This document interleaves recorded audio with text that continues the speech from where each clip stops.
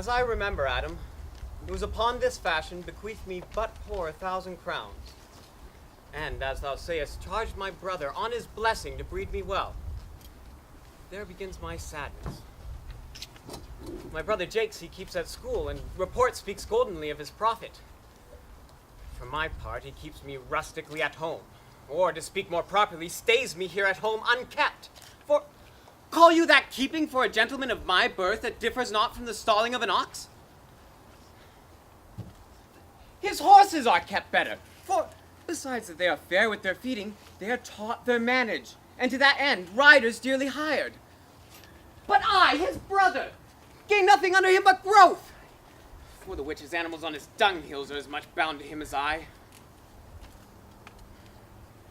Besides this nothing that he so plentifully gives me, the something nature gave me, his countenance seems to take from me. He lets me feed with his hinds, bars me the place of a brother, and, as much as in him lies, binds my gentility with my education. This is it, Adam, that grieves me. The spirit of my father, which I think is within me, begins to mutiny against this servitude. I will no longer endure it. Though yet I know no wise remedy how to avoid it. Yonder comes my master, your brother. Go apart, Adam. Thou shalt hear how he will shake me up. What make you here, sir? Nothing. I'm not taught to make anything. What mar you then, sir? Marry, sir, I'm helping you to mar that which God made. Poor unworthy brother of yours, with idleness. Well, marry, sir, be better employed, and be not a while. Shall I keep your hogs and eat husks with them? What prodigal portion have I spent that I should come to such penury? Know you where you are, sir? Oh, sir, very well. Here, in your orchard. Know you before whom, sir? Aye. Better than him I am before knows me. I know you are my elder brother, and in the gentle condition of blood you should so know me. The courtesy of nations allows you my better in that you are the firstborn. But the same tradition takes not away my blood, were there 20 blooders betwixt us. I have as much of my father in me as you, albeit I confess your coming before me is nearer to his reverence. What, boy? Come, come, elder brother, you're too young in this. Unhand me, you villain! I am no villain! I am the youngest son of Sir Rowland de Boys. He was my father, and he is thrice a villain that says such a father begot villains. Wert thou not my brother, I would not take this hand from thy throat till this other had pulled thy tongue out for saying so. Sweet masters, be patient. For your father's remembrance be in accord. Let me go, I say! I will not! Till I please. You shall hear me. My father charged you in his will to give me good education. You have raised me like a peasant, obscuring and hiding from me all gentlemanlike qualities. The spirit of my father grows strong in me, and I will no longer endure it. Therefore, allow me such exercises as may become a gentleman, or give me the poor lottery my father left me by testament. With that, I'll go buy my fortunes. And what wilt thou do then? Beg when that is spent? Ah, sir, get you in. I'll not long be troubled with you. You shall have some part of your will. I pray you leave me. I will no further offend you than becomes me for my good. Get you with him, you old dog. Oh, dog, is it? True it is, I've lost my teeth in your service. God be with my old master, he would not have spoke such a word.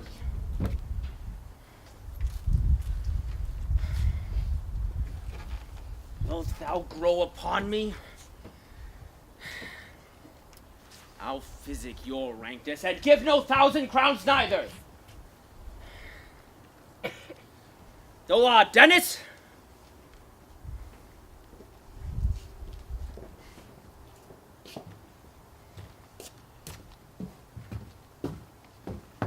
Calls, your worship.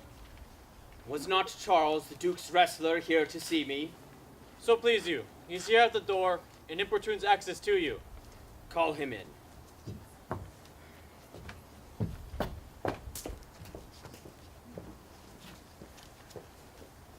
'Twill be a good way.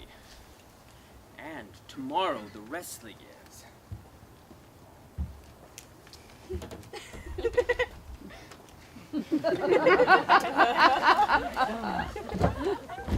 Good morrow, true worship. Good, Monsieur Charles. What's the new news at the new court? There are no news at the court, sir. That is, the old Duke is banished by his younger brother, the new Duke, and with him 2 or 3 loving lords have put themselves into voluntary exile, whose revenues and land enrich the new Duke. Do you know if Rosalind, the old Duke's daughter, be banished with her father? Oh no, the Duke's daughter, her cousin, so loves her, being ever from their cradles bred together, that she would have followed her exile, and died to stay behind her.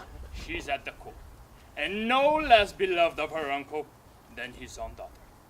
And never, never do ladies love as they do. Now, where will the old Duke live? They say he's already in the forest of Troupe. And there are many merry men with him.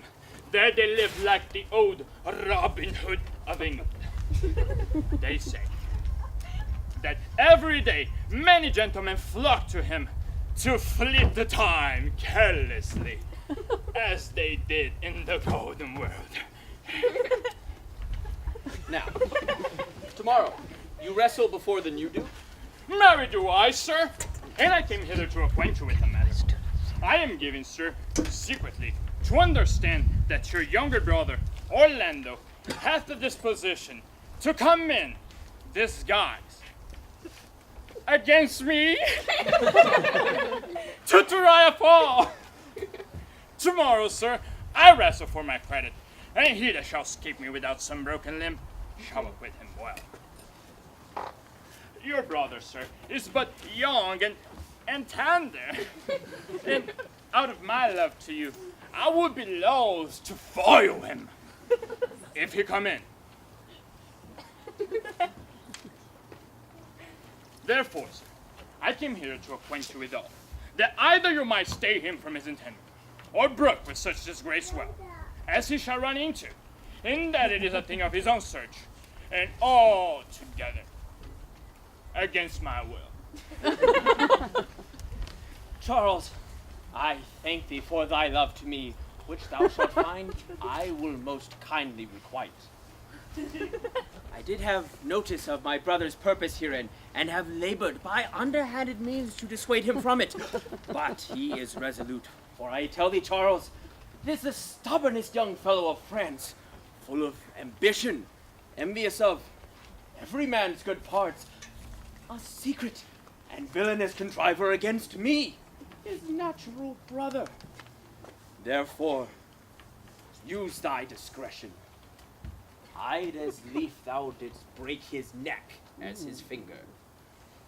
And thou wert best look to it, for if thou dost him any slight disgrace, or if he does not mightily grace himself upon thee, he will practice on thee by poison, seek to entrap thee by some treacherous device, and will not rest until he hath ta'en thy life by some indirect means or other. For I tell thee, and it is almost with tears I speak it, there is not one living that is so young and so villainous. I speak but brotherly of him. Should I anatomize him to thee as he is, I must blush and weep, and thou must look pale and wonder. I'm heartily glad I came hither to you, sir. If he come in tomorrow, I shall give him his payment. And if he ever go alone again, I shall never wrestle for prize more. And so, God keep your worship. Farewell, good Charles.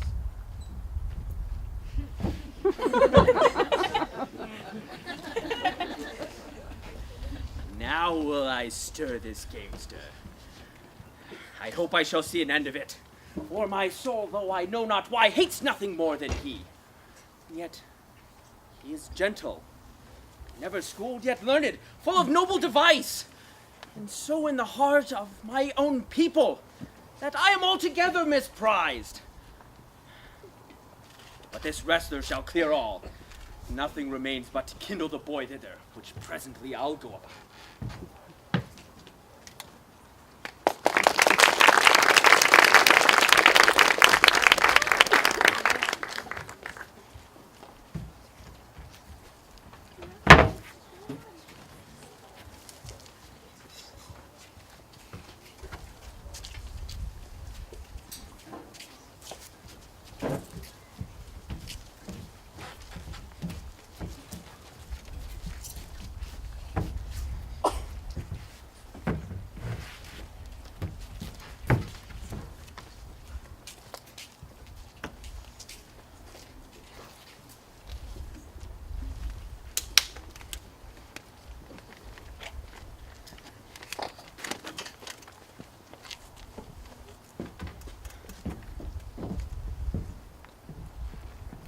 I pray thee, Rosalind. Sweet, my coz, be merry. Dear Celia, I show more mirth than I am mistress of. And would you yet I were merrier? Unless you could teach me to forget a banished father, you must not learn me how to remember any extraordinary pleasure. Herein I see that thou lovest me not with the full weight that I love thee.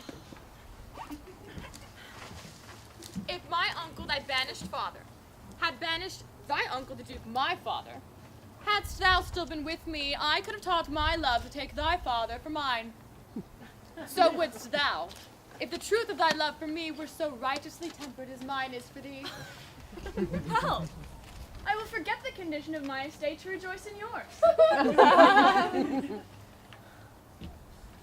You know my father hath no child but I, nor none is like to have. And truly when he dies, thou shalt be his heir. For what he hath taken from thy father perforce, I will render thee again in affection. By mine honor I will, and when I break that oath, let me turn monster. Therefore, my sweet Rose, my dear Rose, be merry. From henceforth I shall, cousin. And devise sports. Let me think. What think you of falling in love? Marry, prithee, do to make sport withal, but love no man in good earnest, nor no further in sport than with safety of a pure blush, thou mayst in honor come off again. Well, what will be our sport then? Let us sit and mock the good housewife Fortune from her wheel, that her gifts may henceforth be bestowed equally. I would we could do so, for her benefits are mightily misplaced, and the bountiful blind woman doth most mistake in her gifts to woman. 'Tis true. For those she makes fair, she scarce makes honest. And those she makes honest, she makes very ill-favoredly. Nay, now thou goest from Fortune's office to Nature's. Fortune reigns in the gifts of the world, not in the lineaments of nature. No. When nature hath made a fair creature, may she not by fortune fall into the fire. Though nature hath given us wit to flout at fortune, hath not fortune sent in this fool to cut off the argument? Indeed, there is fortune too hard for nature when fortune makes nature's natural, the cutter off of nature's wit. Peradventure this is not fortune's work neither, but nature's, who perceiveth our natural wits too dull to reason of such goddesses, and hath sent in this natural for our whetstone. For always the dullness of the fool is the whetstone of the wit. How now, wit, whither wander you? Mistress, you must come away to your father. Were you made the messenger? No, by my honor. But I was bid to come for you. Where learned you that oath? Of a certain knight who swore by his honor they were good pancakes, and swore by his honor the mustard was not. Now, I'll stand to it that the pancakes were not and the mustard was good. And yet, was not the night forsworn. How prove you that in the great heap of your knowledge? I marry now. Unmuzzle your wisdom. Stand forth you both now. Stroke your chins. And swear by your beards that I am a knave. By our beards, if we had them, thou art. By my knavery, if I had it, then I were. But when you swear by that is not, you are not forsworn. No more was this knight swearing by his honor, for he never had any. Or he had sworn it away before he ever saw those pancakes or that mustard. Who is that thou meanest? One that old Frederick your father loves. My father's love is enough to honor him, enough. Speak no more of him, you'll be whipped for taxation one of these days. The more pity that fools may not speak wisely what wise men do foolishly. By my troth thou sayest true. For since what little wit fools have was silenced, what little foolery wise men have makes a great show. Here comes Monsieur LeBeau, With his mouth full of news. which he will put on us as pigeons feed their young. Then shall we be news crammed. All the better. We shall be the more marketable. Bonjour, Monsieur LeBeau. What's the news? Fair princess, you have lost much good sport. Sport? Of what color? What color, madam?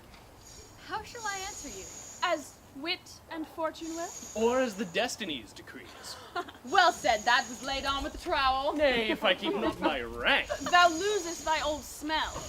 You amaze me, ladies. I would have told you of good wrestling, but you have lost the sight of. Yes. Tell us the manner of the wrestling. I will tell you the beginning. And if it please your ladyships, you may see the end, for the best is yet to do. And here, where you are, they are coming to perform it. At the beginning, that was dead and buried. There comes an old man and his 3 sons. I could match this beginning with an old tale. 3 proper young men of excellent growth and presence. With bills on their necks, be it known to all men by these presents. The eldest of the 3 wrestled with Charles, the Duke's wrestler, which Charles in a moment threw him and broke 3 of his ribs, that there's little hope of life in him. So he served the 2nd, and so the 3rd. Yonder they lie, the poor old man, their father, making such pitiful dole over them, that all the beholders take his part with weeping. Alas. But what is the sport, monsieur, that these fair ladies had lost? Why, this that I speak of. Thus may men grow wiser every day.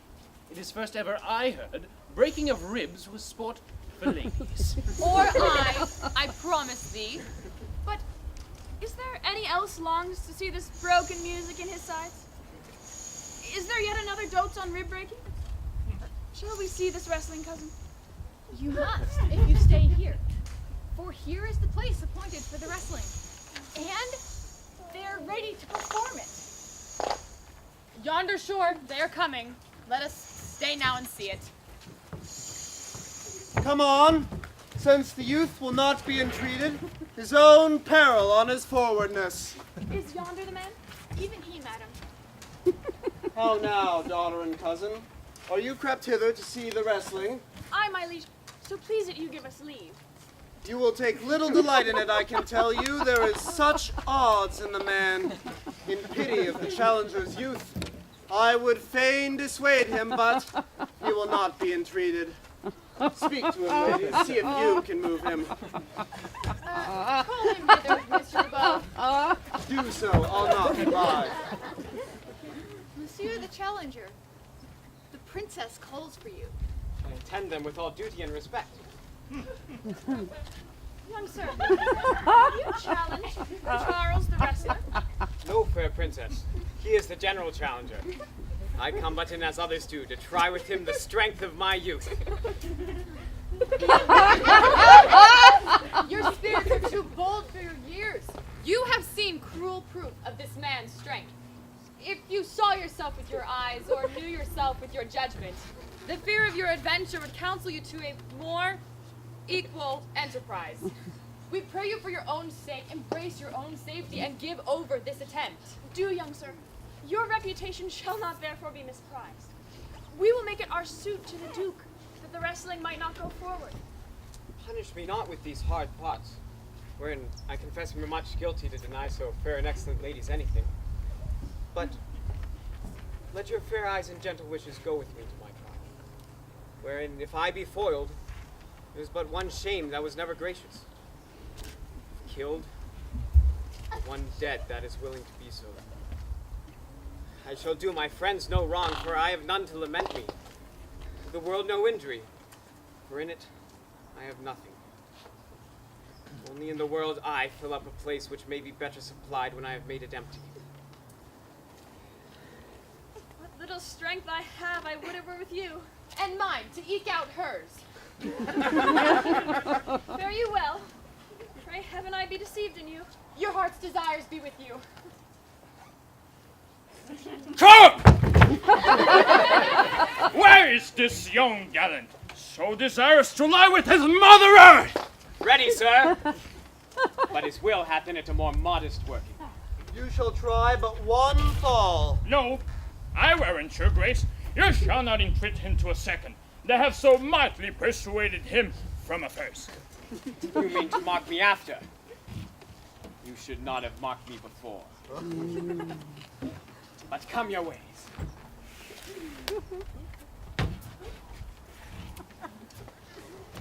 Ooh. Yes. Come on. Yes. Whoa. Whoa. Whoa. Yes. Now, Hercules, be thy speed, young man! Get out of there. Yes.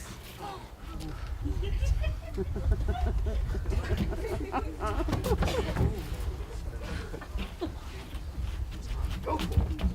Let's come on. Yes. Whoa. Whoa. We're invincible to catch the strong. Get out of there, Charles. Come on. Yes. Oh! Oh! Excellent, young man!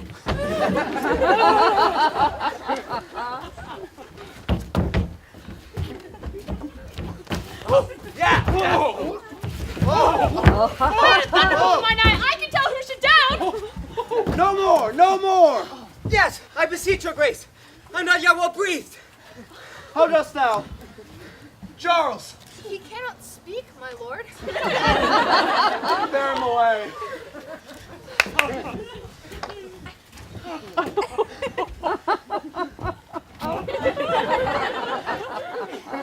What is thy name, young man? Orlando, my liege, the youngest son of Sir Rowland de Boys.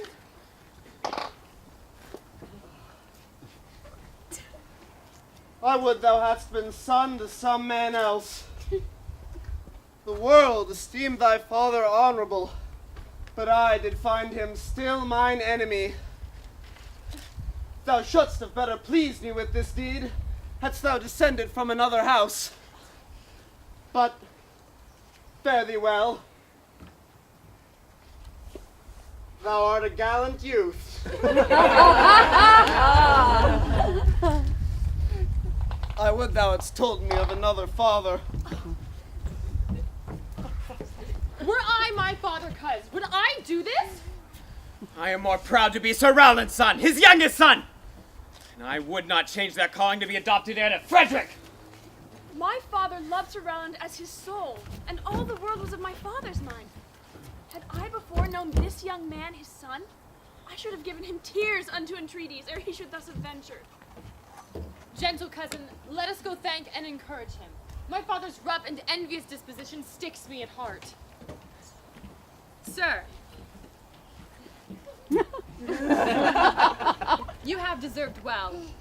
If you do keep your promises in love, but justly as you have exceeded all promise, your mistress shall be happy. Gentlemen, wear this for me. One out of suits with fortune that would give more, but that her hand lacks means.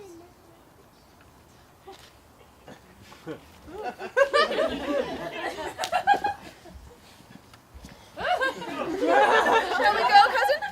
Aye. Fare thee well, fair gentlemen.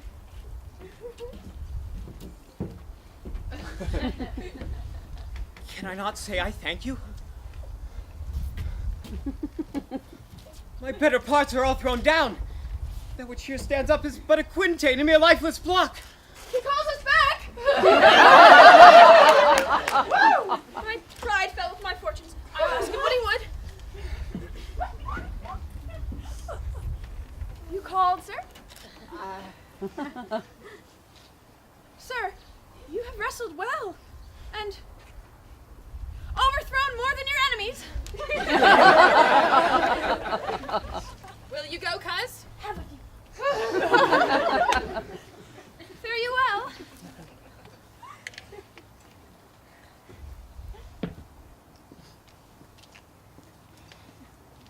What passion hangs these weights upon my tongue? I cannot speak to her. Yet she urged conference. Poor Orlando, thou art o'erthrown. Poor Charles, something weaker masters thee. Good sir, I do in friendship counsel you to leave this place. Albeit you have deserved high commendation, true applause and love, yet such is now the Duke's condition that he misconstrues all that you have done. The Duke is humorous. What he is indeed more suits you to conceive than I to speak of. I thank you, sir. But pray you tell me this. Which of the two is daughter of the Duke, that here was at the wrestling? Neither his daughter, if we judge by manners. But yet indeed, the smaller is his daughter. The other is daughter to the banished Duke, and here detained by her usurping uncle to keep his daughter company, whose loves are dearer than the natural bond of sisters.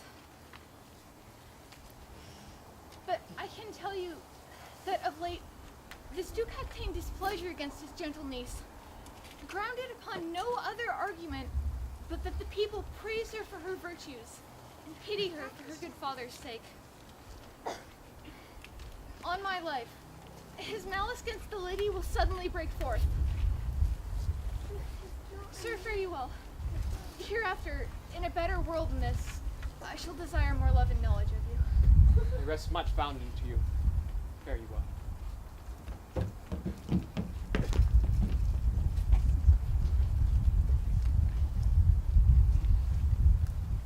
Thus must I from the smoke into the smother, from a tyrant duke into a tyrant brother. But heavenly Rosalind!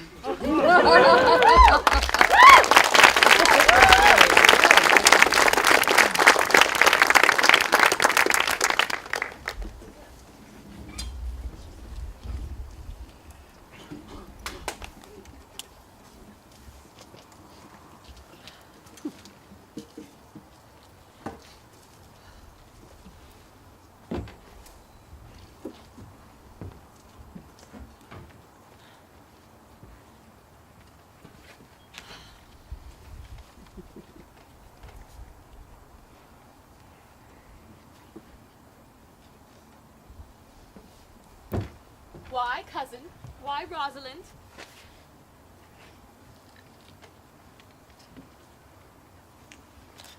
Cupid have mercy, not a word.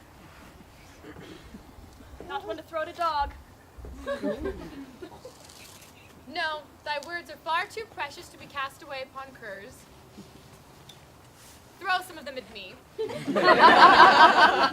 Come, lame me with reasons. Then, there were two sisters laid up when the one should be lamed with reasons, and the other mad without any. But is all this for your father? No. Some of it is for my child's father. Oh, how full of briars is this working day world! They are but burrs, cousin, thrown upon thee in holiday foolery. If we walk not on the trodden paths, our very petticoats will catch them. I could shake them off my coat. These burrs are in my heart. Hem them away. I would if I could cry hem and have him.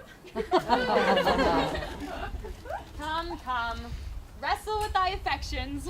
They take the part of the better wrestler than myself. Oh, a good wish upon you. You will try in time in despite of a fall. But, turning these jests out of service, let us talk in good earnest. Is it possible, on such a sudden, you should fall into so strong a liking with old Sir Rowland's youngest son?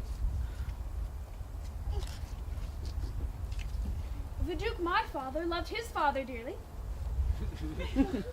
Doth it therefore ensue that you should love him dearly? By this kind of chase, I should hate him dearly, for my father hated his father dearly. And yet I hate not Orlando. No, hate him not. Why should I not? Doth he not deserve well? Let me love him for that, and do you love him because I do? Look, here comes your father. With his eyes full of anger.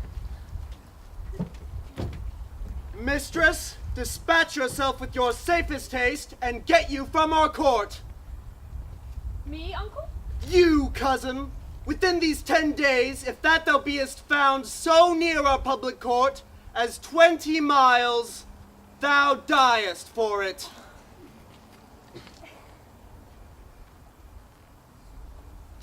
I do beseech your grace. Let me the knowledge of my faults bear with me. If with myself I hold intelligence or have acquaintance with mine own desires. If that I do not dream or be not frantic as I do trust that I am not, then, my liege, never so much as in a thought unborn did I offend your highness. Thus do all traitors, if their purgation did consist in words, they are as innocent as grace itself. Let it suffice thee that I trust thee not. And yet, your mistrust cannot make me a traitor. Tell me whereon the likelihood depends. Thou art thy father's daughter, there's enough. So was I when your highness banished him. So was I when your highness took his dukedom. Treason is not inherited, my liege, or if we do derive it from our friends, what's that to me? My father was no traitor. Then, good my liege, mistake me not so much to think my poverty is treacherous. Dear sovereign, hear me speak. Aye, Celia, we stayed her for your sake. Else had she with her father ranged along. I did not then entreat to have her stay. It was your pleasure and your own remorse. I was too young then to value her, but now I know her.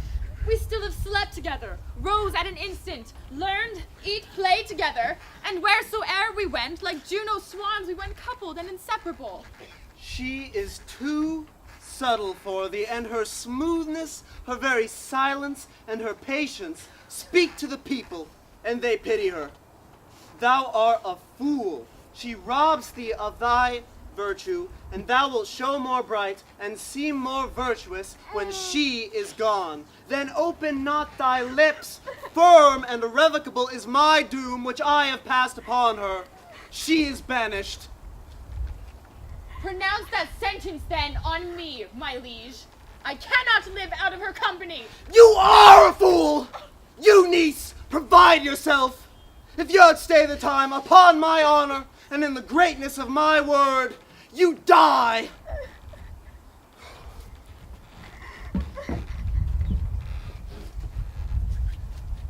Oh, my poor Rosalind! Whither wilt thou go? Wilt thou change fathers? I will give thee mine! I charge thee be not more grieved than I am. I have more cause. Thou hast not, cousin! Prithee be cheerful! Knowest thou not the Duke hath banished me, his daughter? That he hath not. No, hath not. Rosalind lacks then the love which teacheth thee that thou and I art one. Shall we be sundered? Shall we part, sweet girl? No. Let my father seek another heir. Therefore, devise with me how we may fly, whither to go and what to bear with us. And do not seek to take your change upon me, to bear your grief yourself and leave me out. For by this heaven, now at our sorrows pale, say what thou canst. I'll go along with thee. Why, whither will we go? To seek my uncle in the forest of Arden. Alas, what danger will it be to us maids as we are to travel forth so far? Beauty provoketh thieves sooner than gold.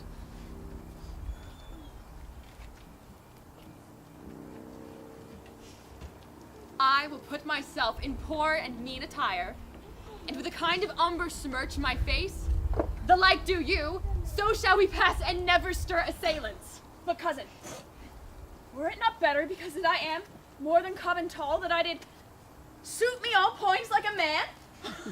A gallant curtle axe upon my side, a boar spear in my hand, and in my heart lie there what hidden woman's fears there will. We'll have a swashing and a martial outside as many other mannish cowards have that do outface it with their semblances.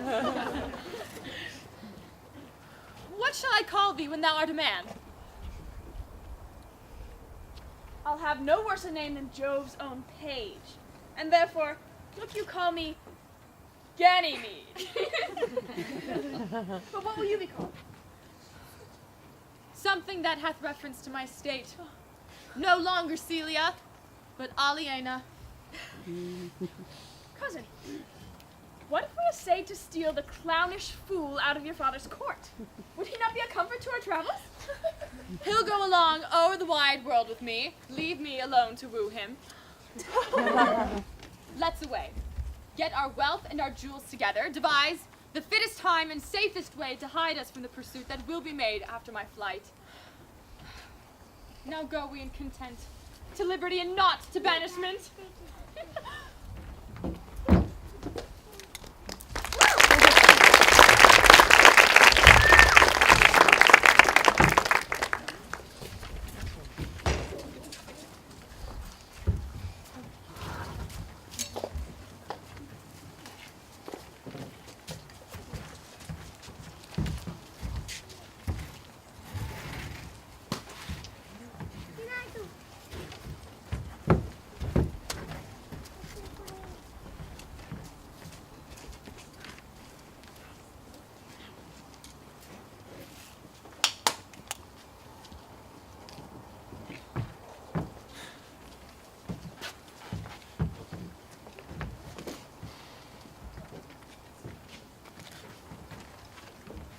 Now, my comrades, brothers in exile, hath not old custom made this life more sweet than that of painted pomp?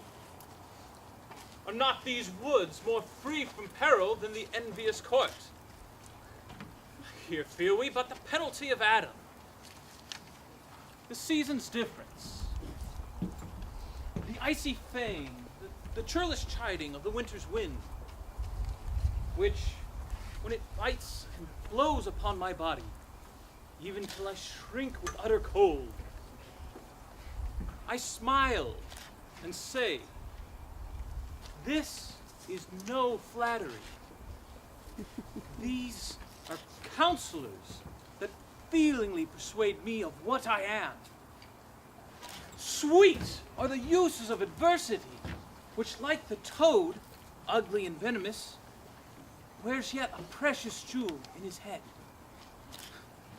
And this our life, exempt from public haunt, finds tongues in trees, books in the running brooks, sermons in stones, and good in everything. I would not change it.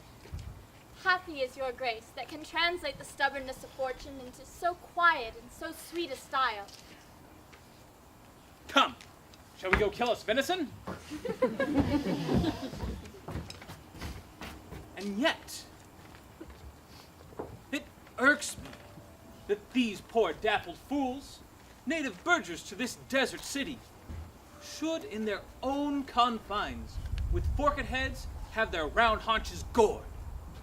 Indeed, my lord, the melancholy Jaques grieves at that, and in that kind swears you do more usurp than doth your brother that hath banished you. Today my lord of Arras and myself did steal behind him as he lay along under an oak, whose antique root peeps out upon the brook that brawls along this wood, to the which place a poor sequestered stag, that from the hunter's aim had ta'en a hurt, did come to languish. And, indeed, my lord, the wretched animal heaved forth such groans that their discharge did stretch his leathern coat almost to bursting, and the big round tears coursed one another down his innocent nose in piteous chase. And thus the hairy fool, much marked of the melancholy Jaques, stood on the extremest verge of the swift brook, augmenting it with tears. But what said Jaques? Did he not moralize on this spectacle? Oh yes, into 1,000 similes. First weeping into the needless stream. Poor dear, quoth he, thou makest a testament as worldlings do, giving thy sum of more to that which had too much. Then, being there alone, left and abandoned of his velvet friends. 'Tis right, quoth he. Thus, misery doth part the flux of company. Anon, a careless herd full of the pasture jumps along by him and never stays to greet him. Aye, quoth Jaques, sweep on, you fat and greasy citizens. Wherefore do you look upon that poor and broken bankrupt there? Thus, most invectively, he pierces through the body of country, city, court, yea, and this our life, swearing that we are mere usurpers, tyrants, and what's worse, to fright the animals and kill them up in their assigned and native dwelling place. And did you thus leave Jaques in this contemplation? We did, my lord, weeping and commenting upon his fucking tears. Show me the place. I love to cope him in these sullen fits, for then he's full of matter. I'll bring you to him straight.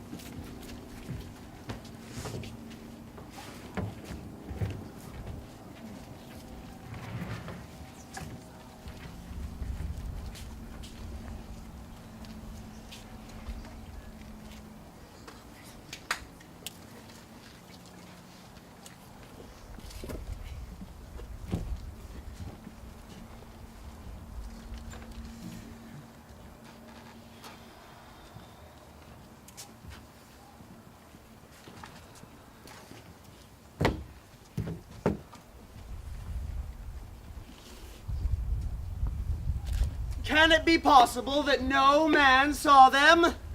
It cannot be. Some villains of my court are of consent and sufferance in this. I cannot hear that any did see her. Her ladies, the tenants of her chamber, saw her abed, and in the morning early they found the bed untreasured of their mistress. My lord, the ruinous clown, at whom so oft your grace was wont to laugh, is also missing. Hesperia, the princess's gentlewoman, confesses that she o'erheard your daughter and her cousin much commend the parts and graces of the wrestler, which ability foiled the sinewy Charles, and that wherever they are gone, the youth is surely in their company. Send to his brother. Fetch that gallant hither. If he be absent, bring his brother to me. I'll make him find him. Do this suddenly, and let not Section Inquisition quail to bring again these foolish runaways.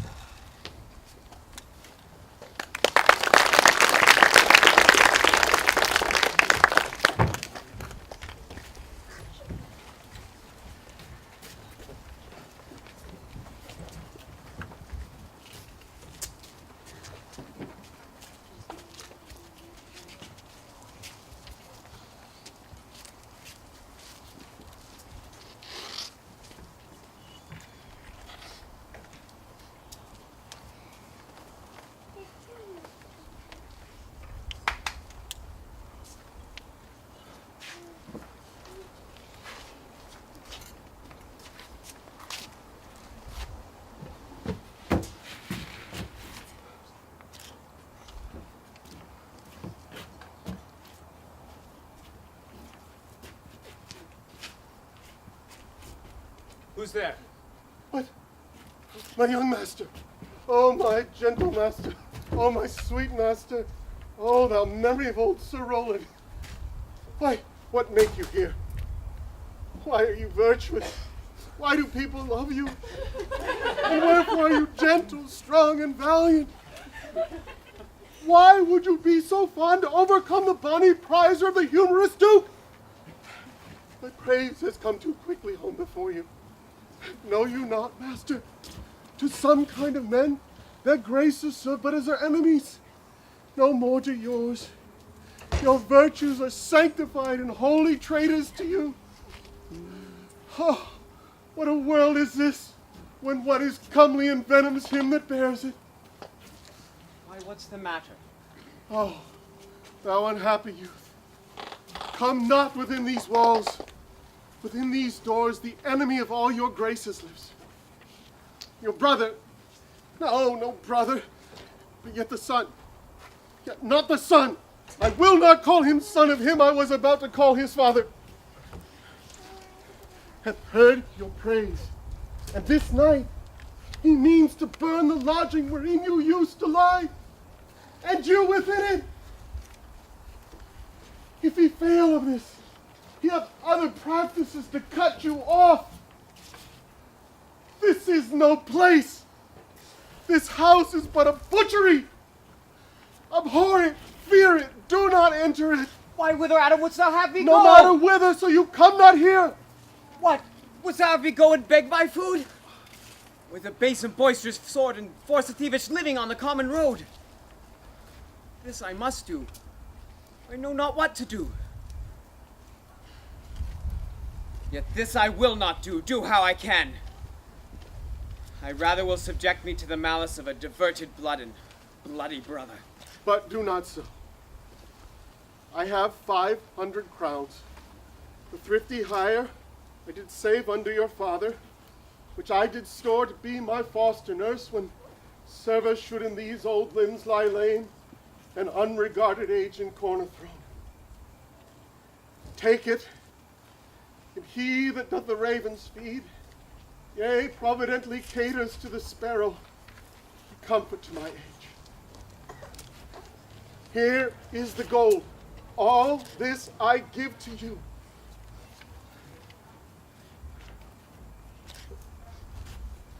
Let me be your servant. Though I look old, yet my age is but as a lusty winter. Frosty but kindly. For in my youth I never did apply hot and rebellious liquors in the blood, nor never did with unbashful forehead woo the means of weakness and debility. Therefore my age is but as a lusty winter, frosty but kindly. Let me go with you. I'll do the service of a younger man in all your business and necessities. Good old man. Well in thee appears the constant service of the antique world, where service sweat for duty, not for meed.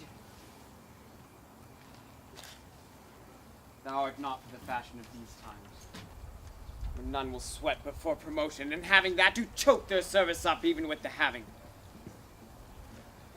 It is not so with thee. But, poor old man, thou prunest a rotten tree that cannot so much as a blossom yield in lieu of all thy pains and husbandry.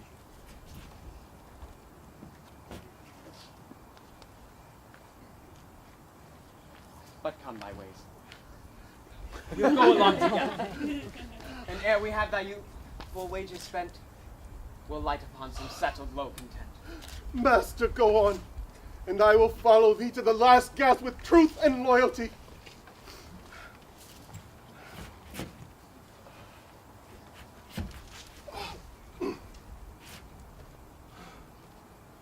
From 17 year till now almost 80 here lived I, but now live here no more. At 17, many their fortunes seek, at 80 'tis too old a week. Yet fortune cannot recompense me better than to die well, and not my master's debtor.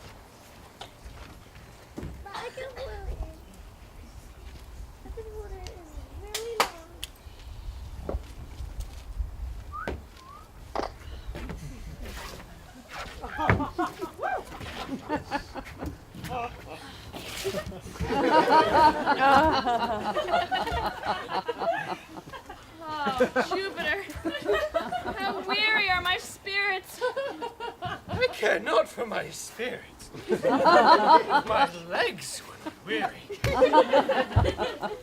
I could find it in my heart to disgrace my man's apparel and cry like a woman. But I must comfort the weaker vessel, as doublet and hose ought to show themselves courageous to the petticoat. Therefore, courage, good Aliena! I pray you bear with me.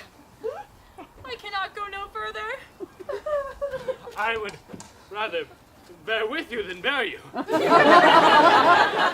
No, I should bear no cross, should I bear you, for I think you have no money in your purse. Well, this is the forest of Arden. Aye. Now am I in Arden, the more fool I. When I was at home, I was in a better place. But travelers must be content. Aye, be so, good touchstone. Look you, who comes here? A young man and an old in solemn talk. That is the way to make her scorn you still. O Corin, that thou knowest how I do love her. I partly guess, for I have loved ere now. No, Corin, being old thou canst not guess. Though in thy youth thou wast as true a lover as ever sighed upon a midnight pillow. But if your love was ever like to mine, as sure I am did never man love so, how many actions most ridiculous hast thou been drawn to by thy fantasy? Into 1,000 I have forgotten. Then thou didst never love so heartily. If thou rememberest not the slightest folly that ever love did make thee run into, thou hast not loved. Or if thou hast not sat as I do now, wearing thy hearer in thy mistress' praise, thou hast not loved. Or if thou hast not broke from company abruptly, as my passion now makes me, thou hast not loved. Oh, Phoebe! Phoebe! Phoebe! Alas, poor shepherd! In searching of thy wound, I have by hard adventure found mine own. And I mine. I remember when I was in love. I broke my sword upon a stone and bid him take that. For coming a night to Jane's smile, and I remember the kissing of her battler, and the pretty cow's dugs that her chopped hands had milked. And I remember the wooing of a peace god instead of her, from whom I took 2 cots, and, giving her them again, said, with weeping tears, wear these, for my sake.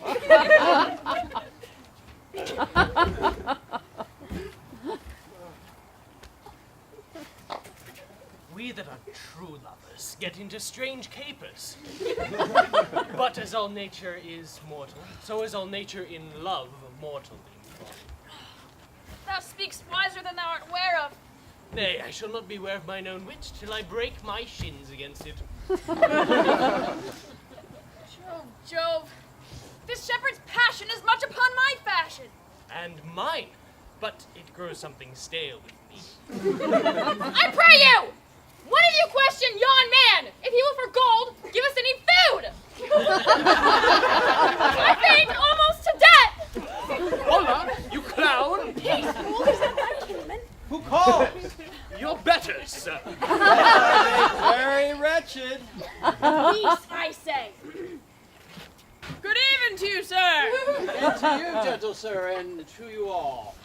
I pray you, if that love or gold can in this desert place by entertainment bring us where we may rest ourselves and feed.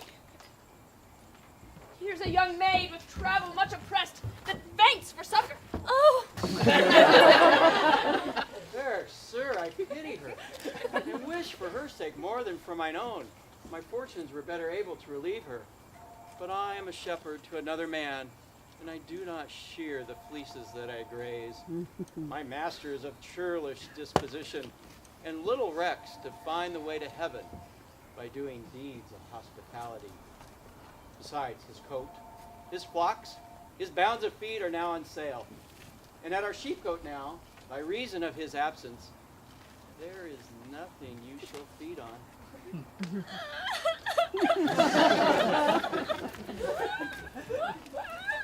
But what is? Come, see, and in my voice most welcome shall you be. I pray, what is he that shall buy this pasture and flock?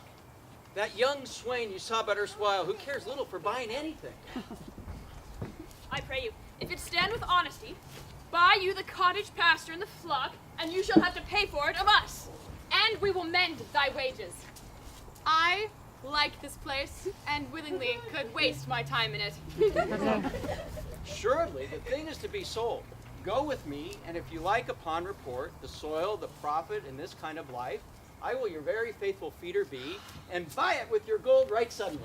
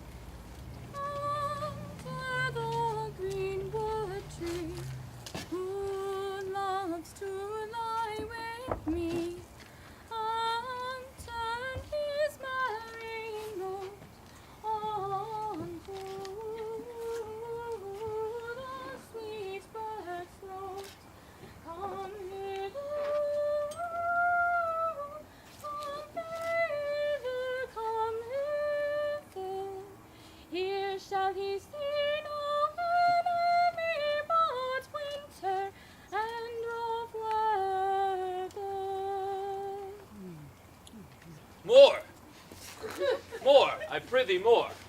This will make you melancholy, Monsieur Jacques. I thank it. More, I prithee more. I can suck melancholy out of a song as a weasel can suck eggs. More, I prithee more. My voice is ragged. I know I cannot please you. I do not desire you to please me, I do desire you to sing. Come, more, another stanzo. Call you them stanzos? What you will, Monsieur Jacques. Nay, I care not for their names. They owe me nothing.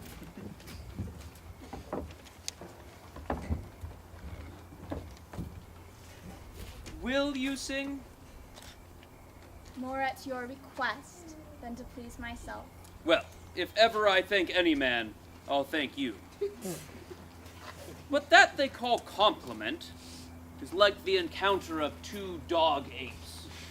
And when a man thanks me heartily, methinks I have given him a penny, and he renders me again the beggarly thanks. Come, sing. And you that will not, hold your tongues. Well, I'll end the song. Sirs, cover the while. The Duke will drink under this tree. He hath been all this day to look you. And I have been all this day to avoid him. He is too disputable for my company. I think of as many matters as he, but I give heaven thanks, and make no boast of them. Come, warble, come.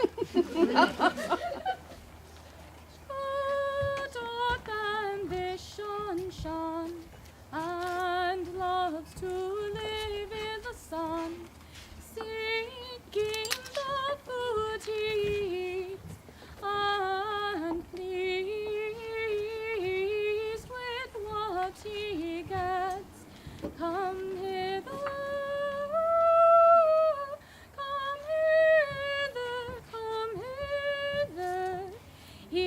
shall he see no enemy but winter and rough weather.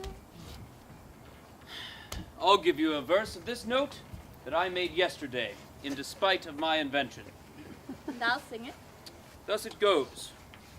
If it should come to pass that any man turn ass, forsaking his wealth and ease, a stubborn will to please, Duke Dame, here shall he see gross fools as he, and if he will come to me. What is that Duke Dame? It is a Greek invocation to call fools into a circle.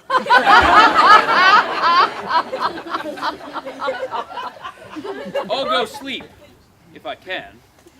If I cannot, I'll rail against all the firstborn of Egypt. And I'll go seek the Duke. His banquet is prepared.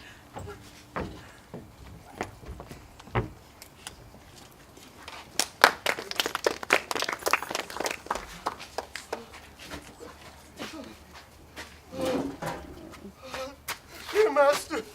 Go on. I can go no further. Oh, I die for food. Here lie I down and measure out my grave. Farewell, kind master. Oh no, Adam. No greater heart in thee? Live a little. Comfort a little. Cheer thyself a little. This uncouth forest yield anything savage. I will either be food for it or bring it for food to thee.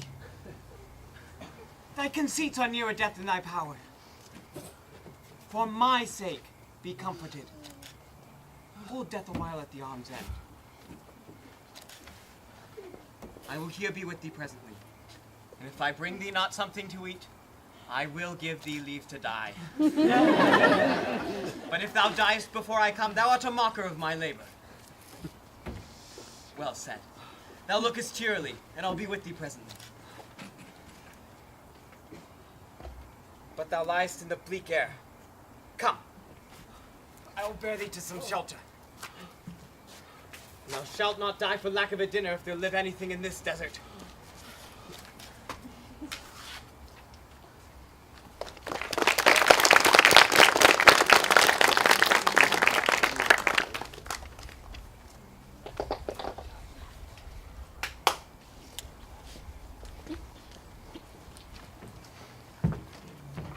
I think he be transformed into a beast, or I can nowhere find him as a man. My lord, he's but even now gone hence. Here was he merry, hearing of a song. If he come back of jars grow musical, there shall shortly be discord in the sphere. Go, seek him out. Tell him I would speak with him. He saves my labor by his own approach. Why? How now, monsieur? What kind of life is this when your friends must woo your company? What? You look merrily. A fool! A fool! I met a fool in the forest! A motley fool! A miserable world! As I do live by food, I met a fool who laid him down and basked him in the sun and railed on Lady Fortune in good terms. In good, set terms. And yet a motley fool. Good morrow, fool, quoth I. No, sir, quoth he. Call me not fool till heaven hath sent me fortune. And then he drew a dial from his poke, and looking on it with lackluster eye, says very wisely, "It is 10 o'clock. Thus we may see," quoth he, "how the world wags. It is but an hour ago since it was 9, and after 1 hour more, 'twill be 11. And so, from hour to hour, we ripe and ripe, and then from hour to hour we rot and rot, and thereby hangs a tale." When I did hear the motley fool thus moral on the time, my lungs began to crow like Chanticleer, that fools should be so deep contemplative. And I did laugh sans intermission an hour by his dial. Oh, worthy fool, a noble fool. Motley's the only wear. What fool is this? Oh, worthy fool. One that hath been a courtier, and says, if ladies be but young and fair, they have the gift to know it. And in his brain, which is as dry as the remainder biscuit after a voyage, he hath strange places crammed with observation, the which he vents in mangled forms. Oh, that I were a fool. I am ambitious for a motley coat. You shall have one. It is my only suit, provided that you weed your better judgments of any opinion that grows rank in them that I am wise. I must have liberty withal, as large a charter as I please, to blow on whom I please, for so fools have. And they that are most galled with my folly, they most must lack. And why, sir, must they so? The why is plain as way to parish church. He that a fool doth very wisely hit, doth very foolishly, although he's smart, not to seem senseless of the bob. Else the wise man's folly is anatomized, even by the squandering glances of the fool. Invest me in my motley. Give me leave to speak my mind, and I will through and through cleanse the foul body of the infected world, and they will patiently receive my medicine. Fie on thee! I can tell thee what thou wouldst do. What for a counter would I do but good? Most grievous sin, in chiding sin. For thou thyself hast been the libertine, as sensual as the brutish thing itself. And all of the embossed sores and headed evils that thou with license of free foot hast caught, wouldst thou disgorge into the general world. Why, who cries out on pride, that can therein tax any private party? Doth it not flow as hugely as the sea, till that the weary very means do ebb? What woman in the city do I name, when that I say, the city woman bears the cost of princes on unworthy shoulders? Who can come in and say that I mean her, when such a one as she, such is her neighbor? Or what is he of basest function, that says his bravery is not on my cost, thinking that I mean him, but therein suits his folly to the metal of my speech? There then, how then, what then? Let me see wherein my tongue hath wronged him. If it speak true, then he hath wronged himself. If he be free, why, my taxing like a wild goose flies, unclaimed of any man. Who comes here? Forbear! And eat no more. I have eaten none yet. Nor shalt not till necessity be served. Of what kind should this cock come of? Art thou thus emboldened, man, by thy distress? Or else a rude despiser of good manners, that in civility thou seemst so empty? Thou touched my vein at first. The thorny point of bare distress hath ta'en from me the show of smooth civility. Yet I am inland bred and know some nurture. But forbear, I say! He dies that touches any of this fruit till I and my affairs are answered. And if you be not answered with reason, I must die.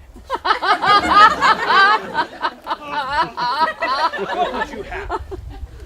Your force, your gentleness shall more force us than your force move us to gentleness.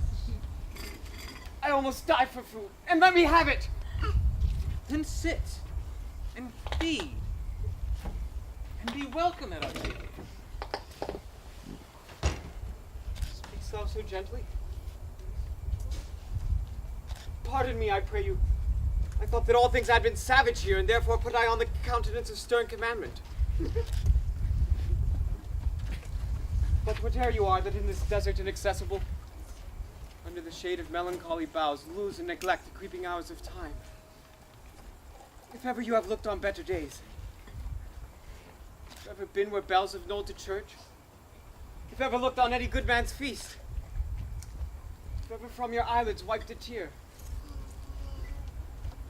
I know 'tis to pity and be pitied. Let gentleness my strong enforcement be, which hope I blush and hide my sword. True it is that we have seen better days, and have by holy bells been knolled to church, and sat at good men's feasts, and wiped our eyes of the drops that sacred pity hath engendered. Therefore, sit you down in gentleness, and take upon command what help we have, that to your wanting may be ministered. Then but forbear your food a little while. 'Twas like a doe I go to find my fawn and give it food.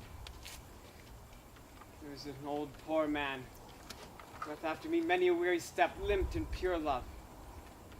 Till he be first sufficed, oppressed with 2 weak evils, age and hunger, I will not touch a bit. Go, find him out, and we will nothing waste till you return. I thank thee, and be blessed for your good comfort.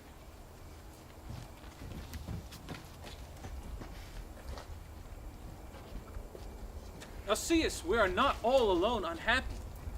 This wide and universal theater presents more woeful pageants than the scene wherein we played. All the world's a stage, and all the men and women merely players. They have their exits and their entrances, and one man in his time plays many parts. His acts being 7 ages. At first, the infant, mewling and puking in the nurse's arms. And then the whining schoolboy with his satchel and shining morning face, creeping like snail, unwilling to school. And then the lover, sighing like furnace, with a woeful ballad made to his mistress's eyebrow. And then the soldier, full of strange oaths and bearded like the pard, jealous in honor, sudden and quick in quarrel, seeking the bubble reputation, even in the cannon's mouth. And then the justice, in fair round belly, with good cape and line, with eyes severe, and beard of formal cut, full of wise saws and modern instances. And so he plays his part. The 6th age shifts into the lean and slippered pantaloon with spectacles on nose and pouch on side, his youthful hose well saved, a world too wide for his shrunk shank, and his big, manly voice turning again towards childish treble, pipes and whistles in his sound. The last scene of all that ends this strange, eventful history is second childishness and mere oblivion. Sans teeth, sans eyes, sans taste, sans everything.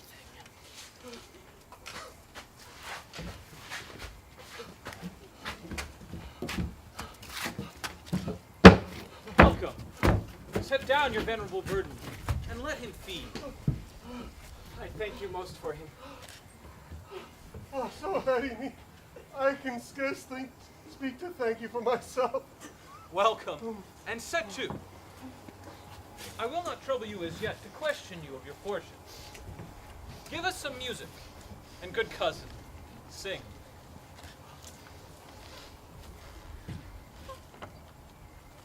Hey ho, sing hey ho unto the green holly. Most loving is feigning, most friendship mere folly. Then hey ho, the holly, this life is most jolly. Blow, blow, thou winter wind, thou art not so unkind as man's ingratitude. Thy tooth is not so keen, because thou art not seen, although thy breath be rude. Hey ho, sing hey ho unto the green holly, most friendship is feigning, most loving mere folly. Then hey ho the holly, this life is most jolly. Breeze, breeze, thou bitter sky, thou dost not bite so nigh, as benefit forgot. Though thou the waters warp, thy sting is not so sharp, as friend remembered not. Hey ho, sing hey ho unto the green holly, most friendship is feigning, most loving mere folly. Then hey ho the holly, this life is most jolly.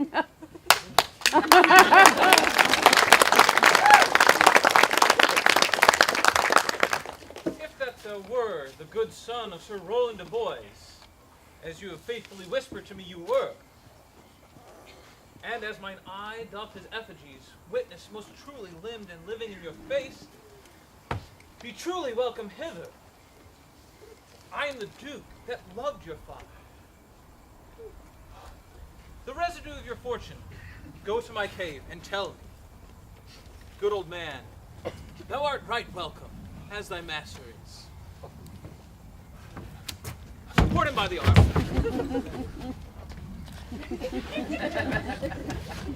Give me your hand, and let me all your fortunes understand.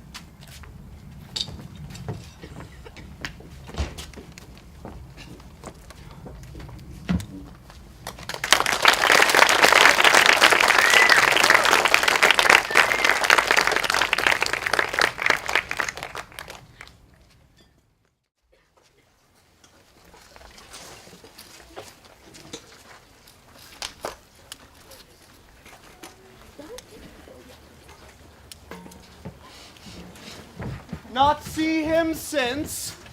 Sir. That cannot be. For were I not the better part made mercy, I should not seek an absent argument of my revenge, thou present. But look to it. Find out thy brother wheresoe'er he is. Seek him with candle. Bring him, dead or living, within this 12-month. Or turn thou no more to seek a living in our territory. Thy lands and all things that thou dost call thine worth seizure do we seize into our hands, until such a time as thou canst quit thee by thy brother's mouth of what we think against thee. Oh, if your highness knew my heart in this, I never loved my brother in my life. Poor villain thou. Well, push him out of doors, and let my officers of such a nature make an extent upon his house and lands. Do this expediently, and get him going.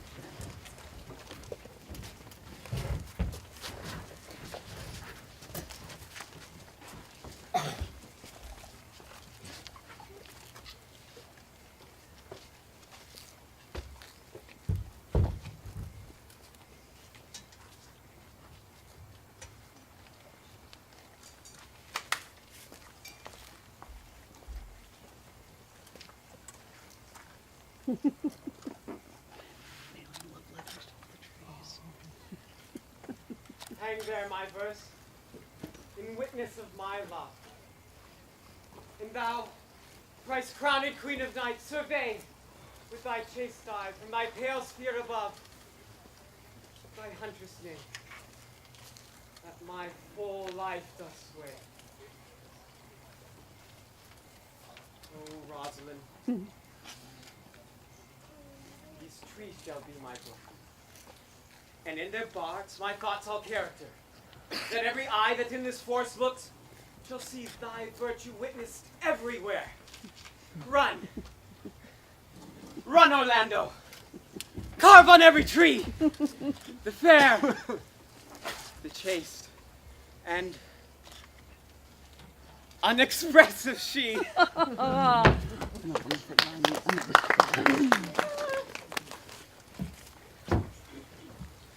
How like you this shepherd's life, Master Touchstone?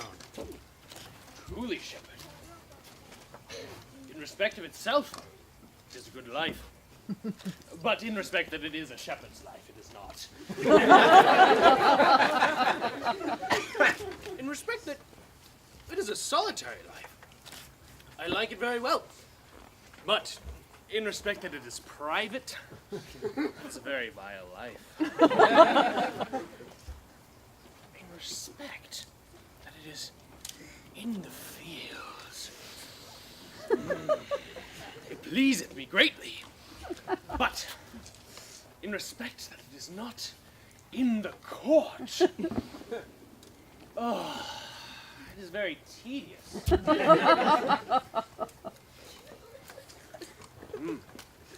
In respect that it is a spare life, look you, it fits my humor well. But in respect that there is no more plenty in it, it goes much against my stomach. Hast any philosophy in thee, shepherd? No more. But I know the more one sickens, the worse at ease he is. Ooh. And that he that wants for money, means, and content lacks 3 good friends. That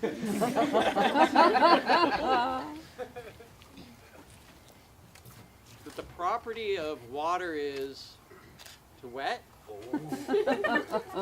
and fire to burn, and that good pasture makes fat sheep. And that a great cause of the night is lack of the sun. Oh. And that he that has learned no wit by nature nor art may complain of good breeding or comes from a very dull kindred. Oh, such a one is a natural philosopher. Was never in court, shepherd. No, truly. Then thou art damned. Nay, I hope. Truly, thou art damned like an ill-roasted egg, all on one side. For not being at court, your reason. Why, if thou never wast at court, then thou never sawest good manners. If thou never sawest good manners, then thy manners must be wicked. And wickedness is sin, and sin is damnation. You're in a parlous state, shepherd.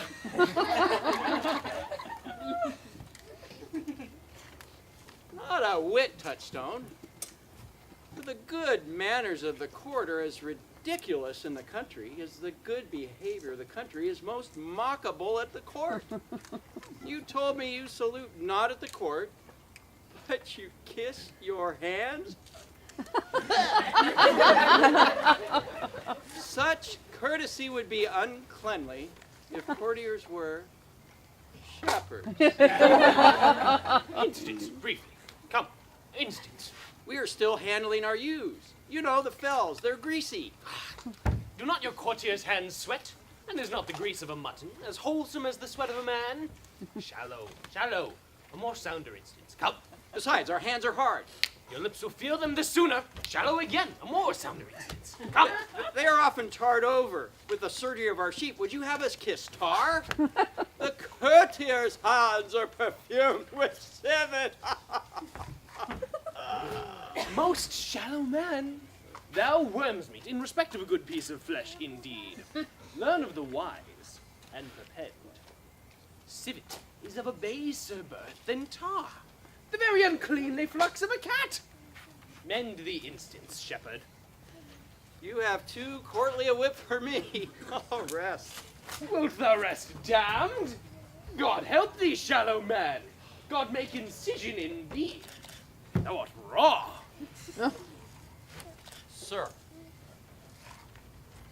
I am a true laborer. I earn what I eat, get what I wear. Owe no man hate, envy no man's happiness. Glad for other men's good, content with my harm. And the greatest of my pride is to see my ewes graze and my lambs suck. That is another simple sin in thee, shepherd. To offer to get your living by the copulation of cattle, To be bawd to a bellwether, and to betray a she-lamb of a 12-month to a crooked-pated, old, cuckoldly old ram, out of all reasonable match. Why, if thou beest not damned for this, the devil himself will have no shepherds. I cannot see how else thou shouldst escape. Here comes young Master Ganymede, my new mistress's brother.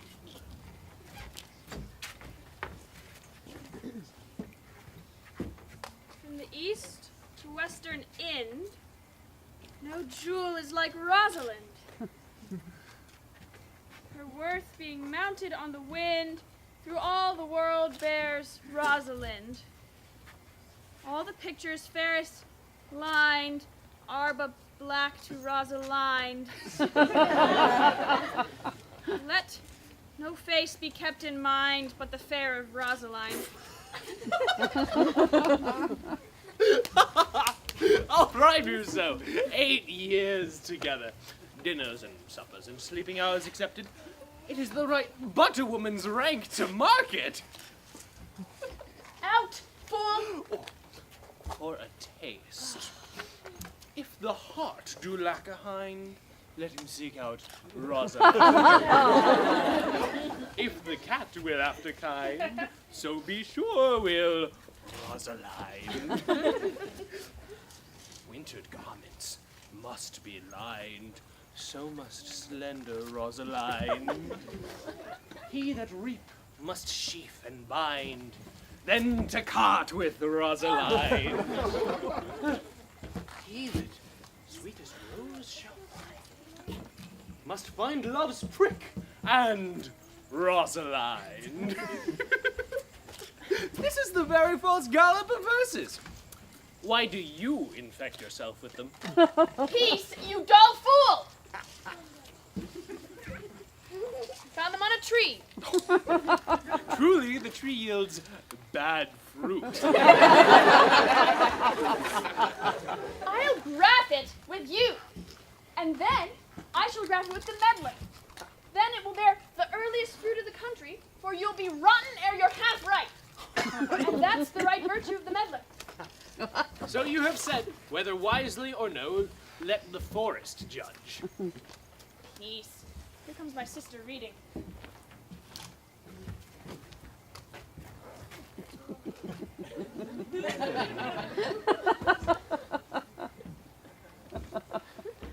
Why should this a desert be?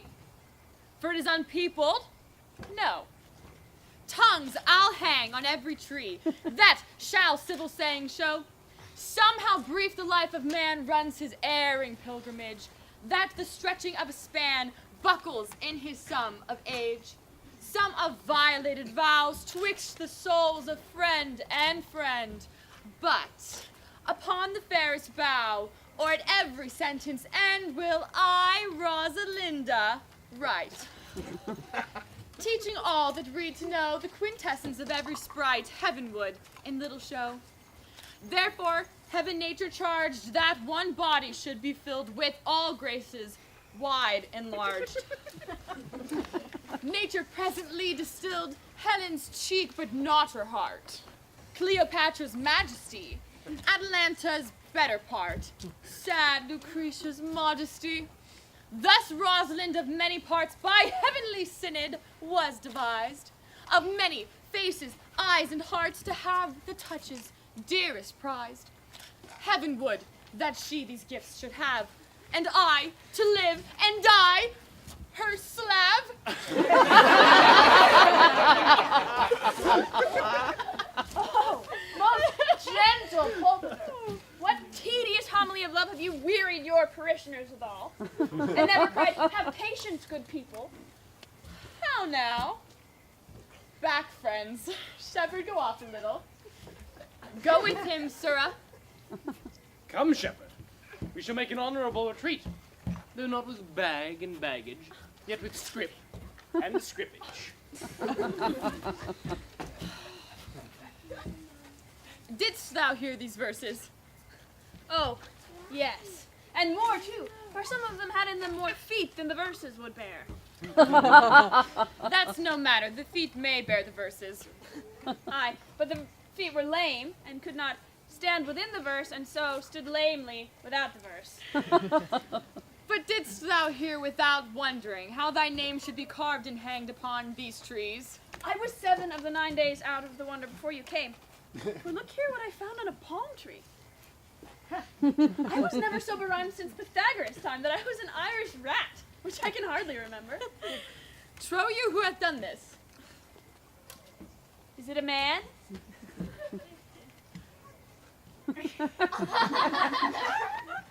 And a chain that you once wore about his neck.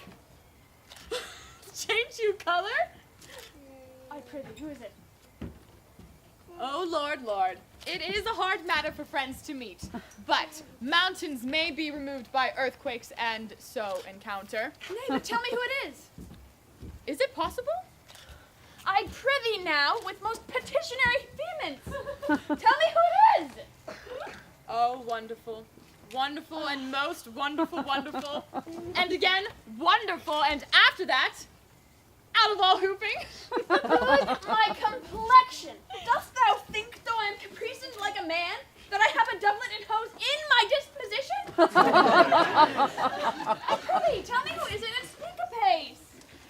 I would thou couldst stammer, that thou wouldst pour this concealed man out of thy mouth like wine comes out of a narrow-mouthed bottle, either too much at once or none at all.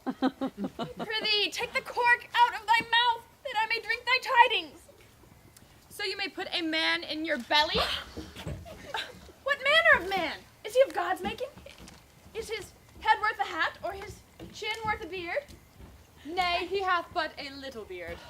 Why, God will send him more if the man will be but thankful. Let me stay the growth of his beard if thou delayest me not the knowledge of his chin.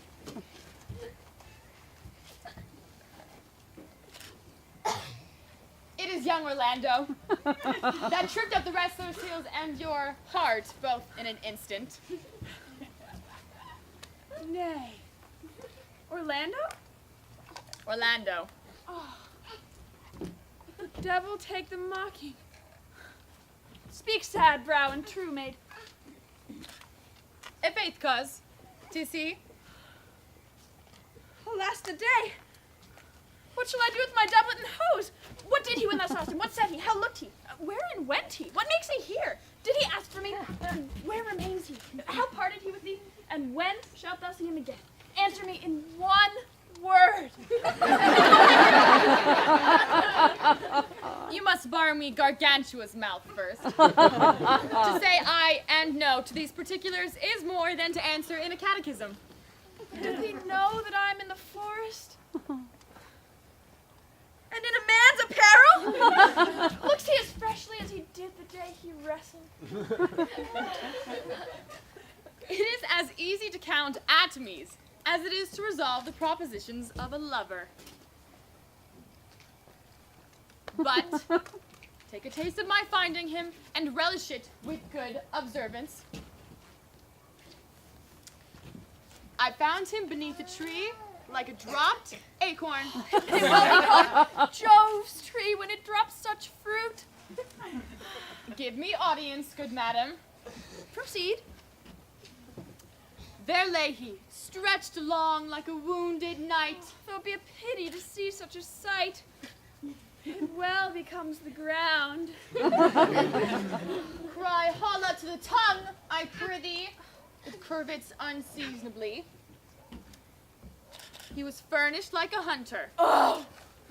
Ominous! He comes to kill my heart! I would sing my song without a burden. Thou brings me out of tune.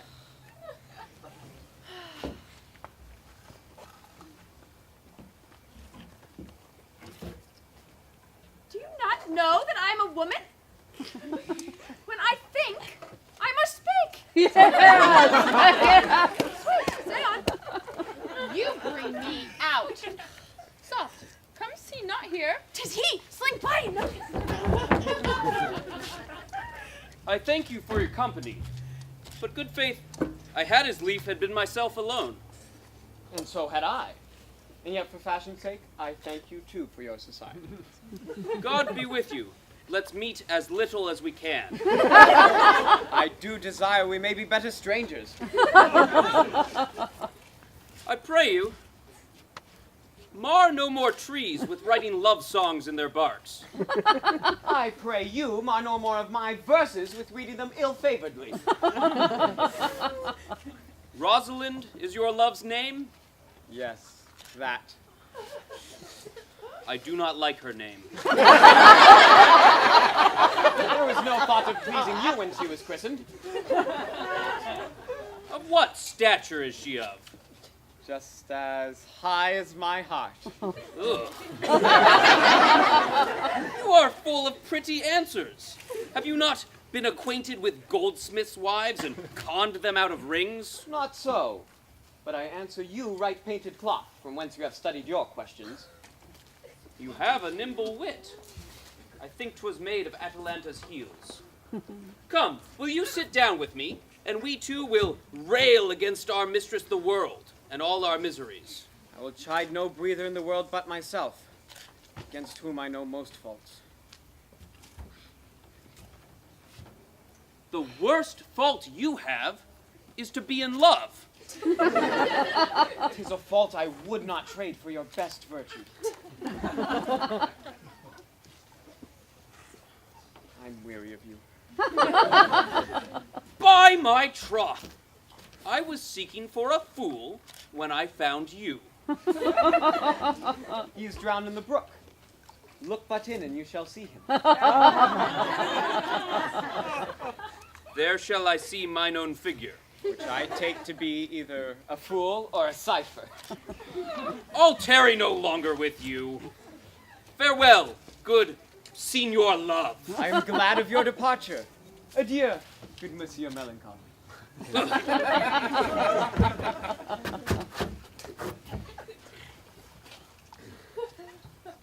I will speak to him like a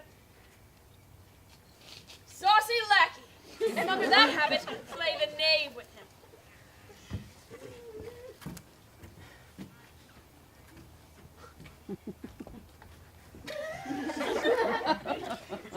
Do you hear, Forester?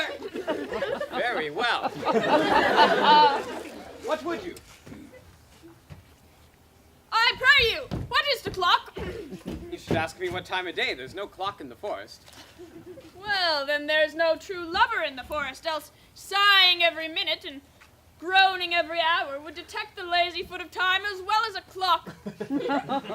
And why not the swift foot of time? Had not that been as proper? By no means, sir. Time travels in diverse paces with diverse persons. I'll tell you who time ambles withal, who time trots withal, who time gallops withal, and who he stands still withal. I prithee, who doth he trot withal? Married, with a young maid between the contract of her marriage and the day to solemnize. If the interim be but a senate, time's pace is so hard that it seemed the length of 7 years. Who ambles time withal? With a priest that lacks the Latin, and a rich man that hath not the gout. For the one sleeps easily because he cannot study, and the other lives merrily because he feels no pain. The one lacking the burden of lean and wasteful learning, and the other knowing no burden of heavy, tedious penury. These time ambles withal. Who doth he gallop withal? With a thief, to the gallows. For though he go as softly as foot can fall, he thinks himself too soon there.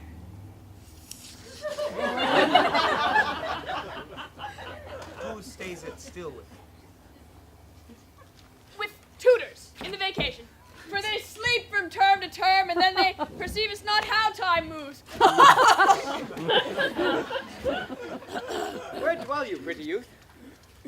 With this shepherdess, my sister, in the skirts of the forest, like the fringe upon a petticoat. Are you native of this place? As the coney you see dwell where she is kindled. Your accent is something finer than you could purchase, and so remove the dwelling. I have been told so of many. But indeed, an old religious uncle taught me to speak, who was, in his youth, an inland man, one that knew courtship too well. For there, he fell in love. And I have heard him read many lectures against it. And I thank God I am not a woman. To be touched with so many giddy offenses as he had generally taxed their whole sex withal. Can you remember any of the principal evils that he laid to the charge of women? There were none principal. They were all as like one another as halfpence are, every one fault seeming monstrous till its fellow fault came to match it. I prithee, recount some of them. No! I will not cast away my physic, but on those that are sick. There is a man, haunts the forest, that abuses our young plants with carving Rosalind in their barks. Hangs odes upon hawthorns and elegies on brambles, all, forsooth, deifying the name of Rosalind. If I could find that fancy monger, I would give him some good counsel, for he seems to have the quotidian of love on him. I am he that is so love-shaped. I pray you tell me your remedy.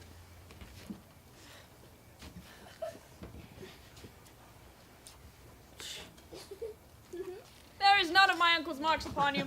He taught me to know a man in love, in which cage of rushes I am sure you are not a prisoner. What were his marks? A lean cheek, which you have not. A blue eye, and sunken, which you have not. An unquestionable spirit, which you have not. A beard, neglected, which you have not. Though I'll pardon you for that, for simply having in beard is a younger brother's revenue. And then your hose should be unguarded, your bonnet unbanded, your sleeve unbuttoned, your shoe untied, and everything about you demonstrating a careless desolation. But you are no such man.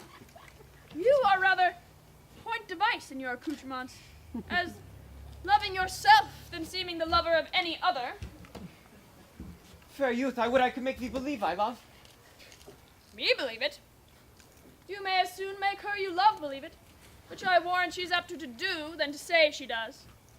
This is one of the points in which women still give the lie to their consciences. But, in good sooth, are you he that hangs the verses on the trees wherein Rosalind is so admired? I swear to thee, youth. By the white hand of Rosalind, I am that he. That unfortunate he. And are you so in love as your rhyme speaketh? Neither rhyme nor reason can express how much.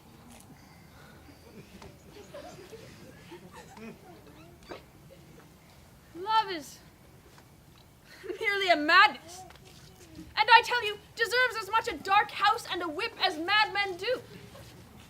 And the only reason they are not so punished and cured is that the lunacy is so ordinary that the whippers have it too. But I profess curing it with counsel. Did you ever cure any so? Yes, one. And in this manner. He was to imagine me his lover, his mistress. And all the while, I set him to woo me every day, at which time would I, being but a moonish youth, grieve, be effeminate, changeable, longing and liking, proud and fantastic, apish, shallow, inconstant, full of tears, full of smiles, for every passion, something, and for no passion, truly, anything, as boys and women are, for the most part, cattle of this color. Would now like him, now loathe him, now entertain him, now spit at him, now weep for him, now forswear him. Did I drave my suitor, from his mad humor of love to a living humor of madness, which was to forswear the full stream of the world and to live in a nook, merely monastic. And thus I cured him. And this way I shall take upon myself to wash your liver clean as a sound sheep's heart, that there will not be one spot of love in it. I would not be cured, youth. I would cure you. If you would but call me Rosalind and come to my cot and woo me.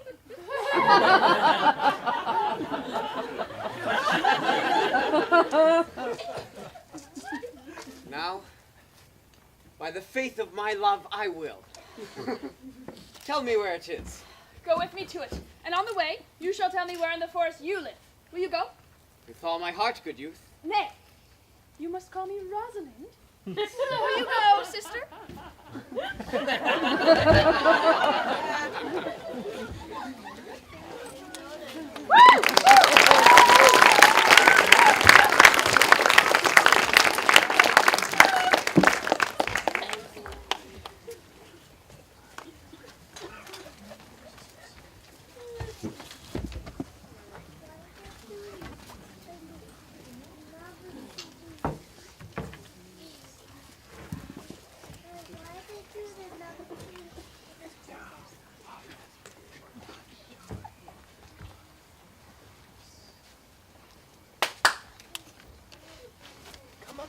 Good Audrey?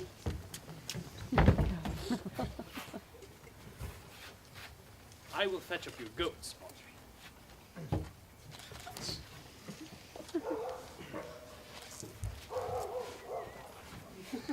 And how now, Audrey? Am I the man yet? Doth my simple feature content you? Your features? Lord warrant us. What features? I am here with thee and thy goats as the most capricious poet, honest Ovid, was among the Goths. Oh, knowledge ill inhabited, worse than Jove in a thatched house. When a man's verses cannot be understood, nor his good wit seconded by the forward child, understanding, it strikes a man more dead than a great reckoning in a little room. I would the gods had made thee poetical. I do not know what poetical is. Is it something honest in deed and word? Is it a true thing? No, truly, for the truest poetry is oft the most feigning. And lovers are given to poetry, and what they swear in poetry may be said as lovers they do feign. Do you wish, then, that the gods had made me poetical? Truly, for thou swearest to me that thou art honest. If thou wert a poet, I might have some hope that thou didst feign. Would you not have me honest? No, truly, unless thou wert hard favored. For to have honesty coupled to beauty is to have honey a sauce to sugar. A material fool. Well, I'm not fair. Therefore, I pray the gods make me honest. Truly, and to cast away honesty upon a foul slut. For good meat is the main dish. I'm not a slut! Though I thank the gods I'm foul. Then praised be the gods for thy foulness. Sluttishness may come hereafter. Be it as it may be, I will marry thee. And to that end I have been with Sir Oliver Martext, the vicar of the next village, and he hath promised to meet me here in this place of the forest and to couple us. I would fain see this meeting. The gods give us joy! Amen.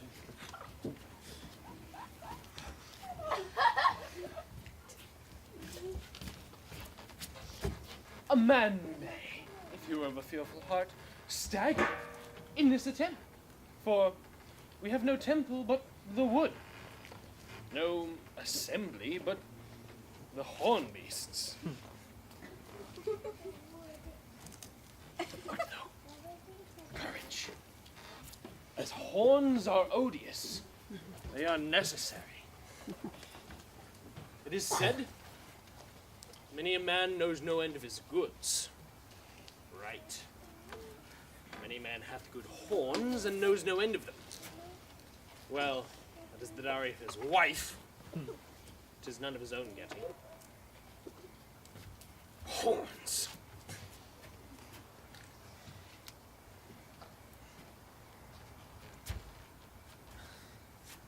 Even so, poor men alone.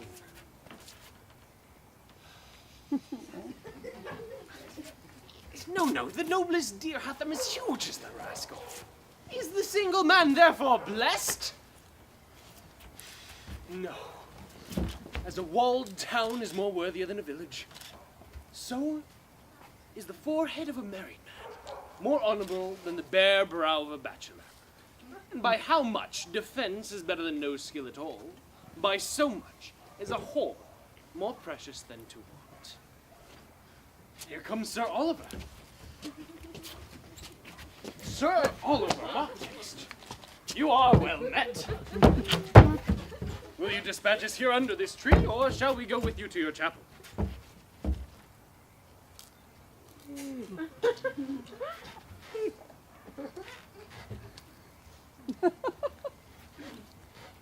Is there none here to give the woman? I will not take her on the gift of any man. Nay, truly. If there's none here to give the woman, the marriage is not lawful. Proceed. Proceed. I'll give her. Good evening, good master, what you call it. I am very glad to see you. God heal you for your last company. How do you, sir? Even a toy in hand here, sir. Nay, pray, be come. Will you be married, Motley? As the ox hath his bows, the horse his curb, and the falcon her bells, so a man hath his desires.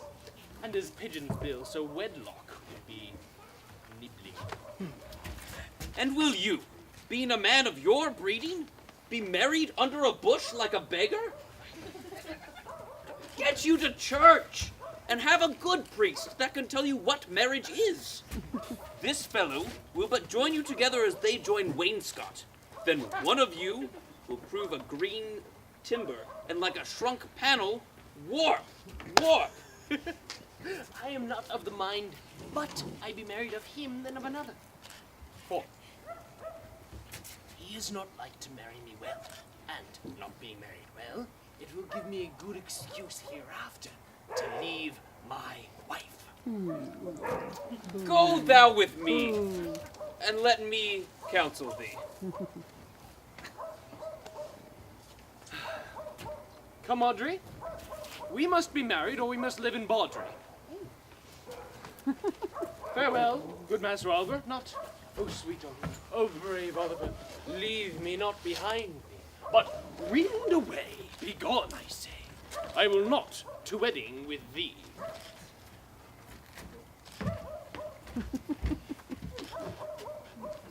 So be it. Ne'er a fantastical knave of them all shall overflout me out of my calling.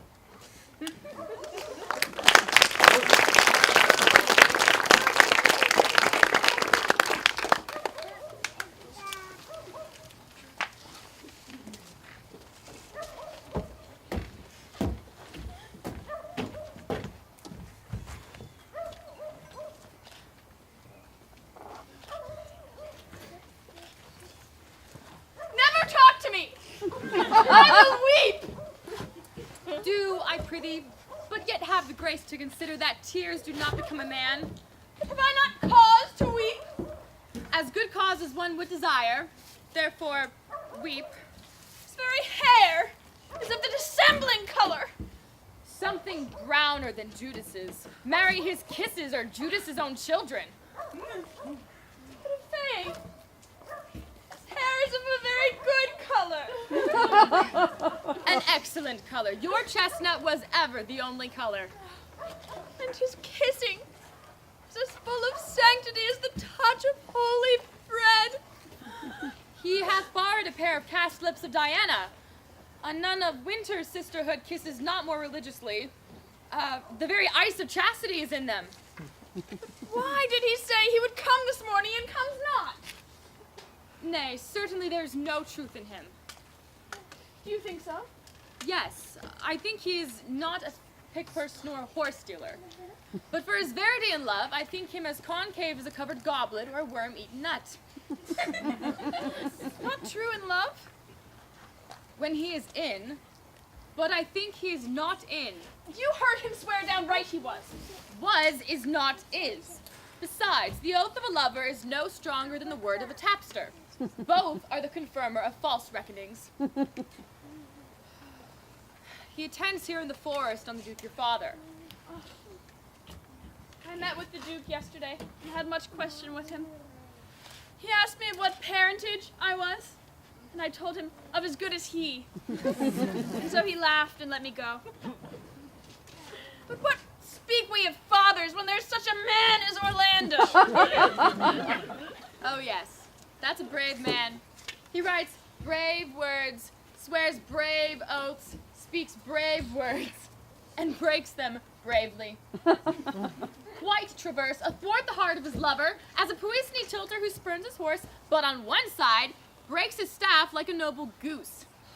But all's fair that youth mounts and folly guides. Look who comes here.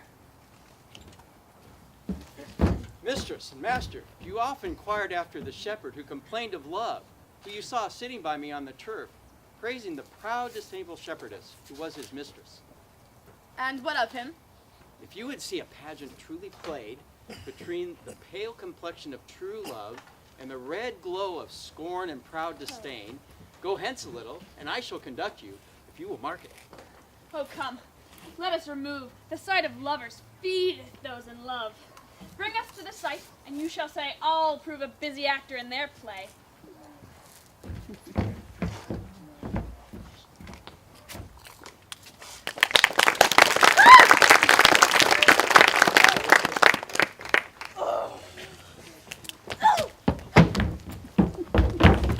Sweet Phoebe, do not scorn me. Do not, Phoebe. Say that you love me not, but say not so in bitterness. The common executioner, whose heart the accustomed sight of blood makes hard, falls not the axe upon the humbled neck, but first begs pardon. Will you sterner be than he that dies and lives by bloody drops? I would not be thy executioner. I fly thee, for I would not injure thee. Oh. Thou tell'st me there is murder in mine eye. 'Tis pretty, sure, and very probable that eyes that are the frailest and softest things, who shuts their coward gates on atomies, should be called tyrants, butchers, murderers. Now I do frown on thee with all my heart, and if mine eyes can wound, now let them kill thee. Now counterfeit to swoon, why, now fall down. Or, if thou canst not, oh, for shame, why not to say mine eyes are murderers? Now show the wound mine eye hath made in thee. Scratch thee but with a pin, and there remains some scar of it. Lean upon a rush, the cicatrice and capable impressure thy palm some moment keeps. But now mine eyes, which I have darted at thee, hurt thee not. Nor, I am sure, there is no force in eyes that can do hurt.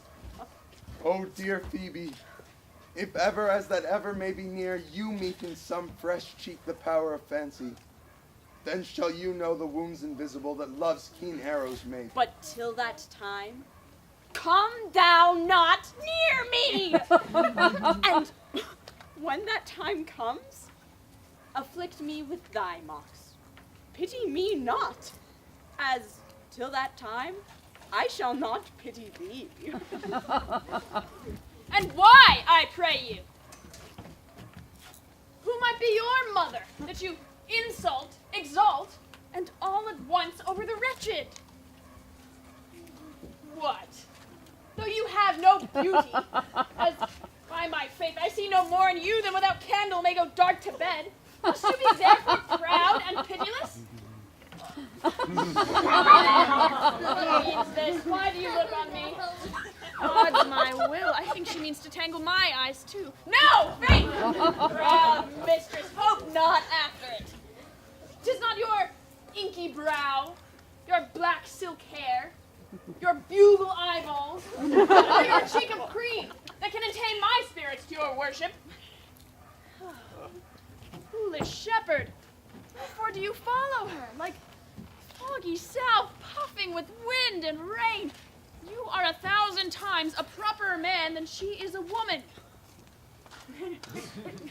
'Tis fools like you that makes the world full of ill-favored children. 'Tis not her glass, but you that flatters her. And out of you she sees herself far more fair than any of her lineaments can show her. But, mistress, know thyself. Down on your knees, and thank heaven, fasting, for a good man's love. For I must tell you, friendly in your ear, sell while you can. You are not for all markets. Cry the man mercy. Love him. Take his offer. Foul is most foul, being foul to the scoffer. So take her to thee, shepherd. Fare you well. Sweet youth, I pray you. Chide a year together? I had rather hear you chide than this man woo.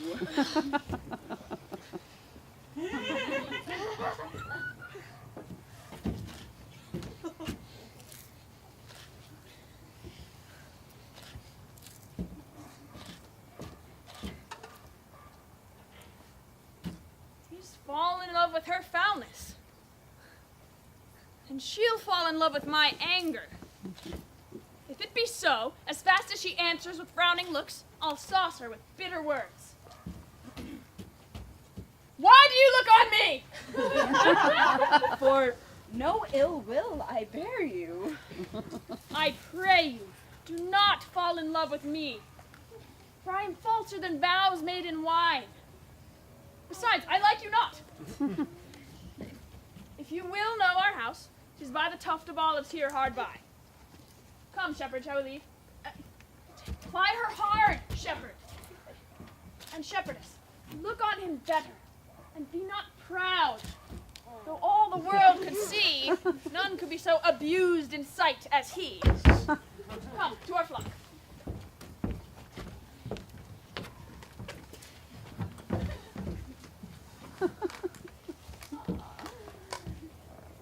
Dead shepherd, now I find thy saw of might. Who ever loved that loved not at first sight? Sweet Phoebe. Huh? What sayest thou, Silvius? Sweet Phoebe, pity me. Why, I am sorry for thee, gentle Silvius. Wherever sorrow is, relief would be. If you do sorrow at my grief and love, by giving love, your sorrow and my grief were both exterminated. Thou hast my love. Is not that neighborly? I would have you. Why, that were covetousness. Silvius, the time was that I hated thee. And yet, it is not that I bear thee love, but since that thou canst talk of love so well, thy company, which erst was irksome to me, I will endure. And I'll employ thee too. But do not look for any further recompense than thine own gladness that thou art employed. So holy and so perfect is my love, and I in such a poverty of grace. that I will think it a most plenteous crop to glean the broken ears after the man that the main harvest reaps. Loose now and then a scattered smile, and that I'll live upon. Knowest thou the youth that spoke to me erewhile? Not very well. I have met him often. He hath bought the cottage and the bounds that the old Carlet once was master of. Think not I love him, though I ask for him. 'Tis but a peevish boy. Yet he talks well. But what care I for words? Yet words do well when he that speaks them pleases those that hear. It is a pretty youth. Not very pretty, but sure he's proud. And yet his pride becomes him. He'll make a proper man. The best thing in him is his complexion. And faster than his tongue did make offense, his eye did heal it up. He's not very tall, yet for his years he's tall. His leg is but so-so, and yet 'tis well.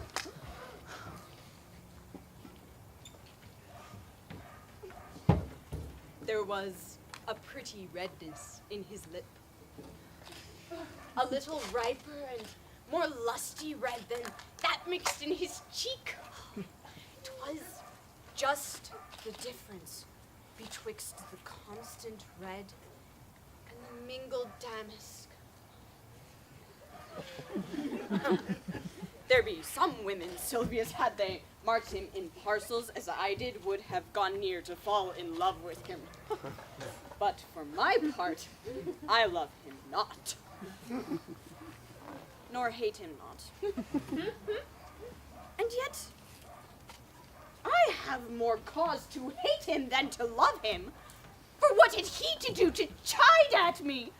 He said my eyes were black, and my hair black, and now I am remembered, scorned at me. I marvel why I answered not again. But that's all one. Omittance is no quittance.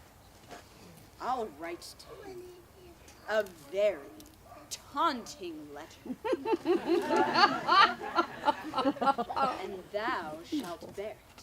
Wilt thou, Sylvius? Sweet Phoebe, with all my heart. I'll write it straight. The matter's in my head. And in my heart. I will be bitter with him. And passing short. Go with me, Sylvius.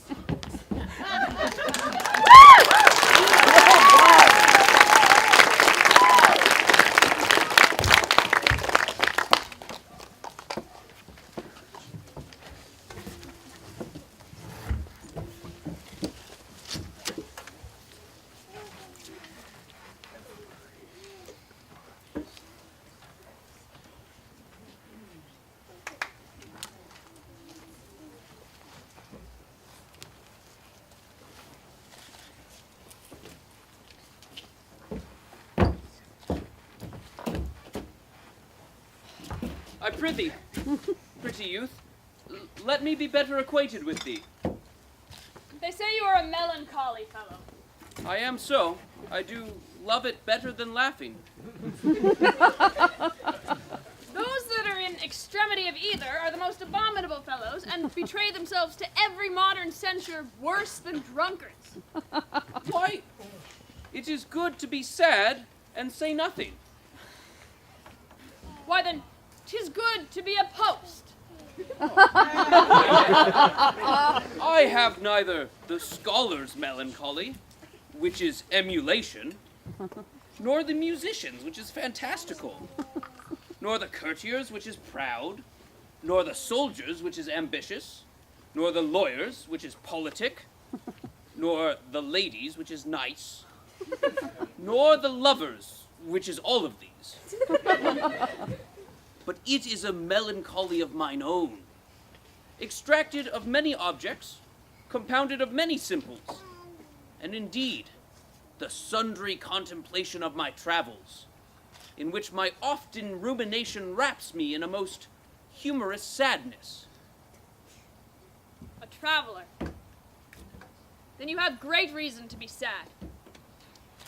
I fear you have sold your own lands to see another man's, and then to have seen much, but to have nothing, is to have rich eyes, but poor hands. Yes, I have gained my experience. And your experience makes you sad. I had rather have a clown to make me merry than experience to make me sad, and to travel for it, too. Good day and happiness, dear Rosalind. Nay.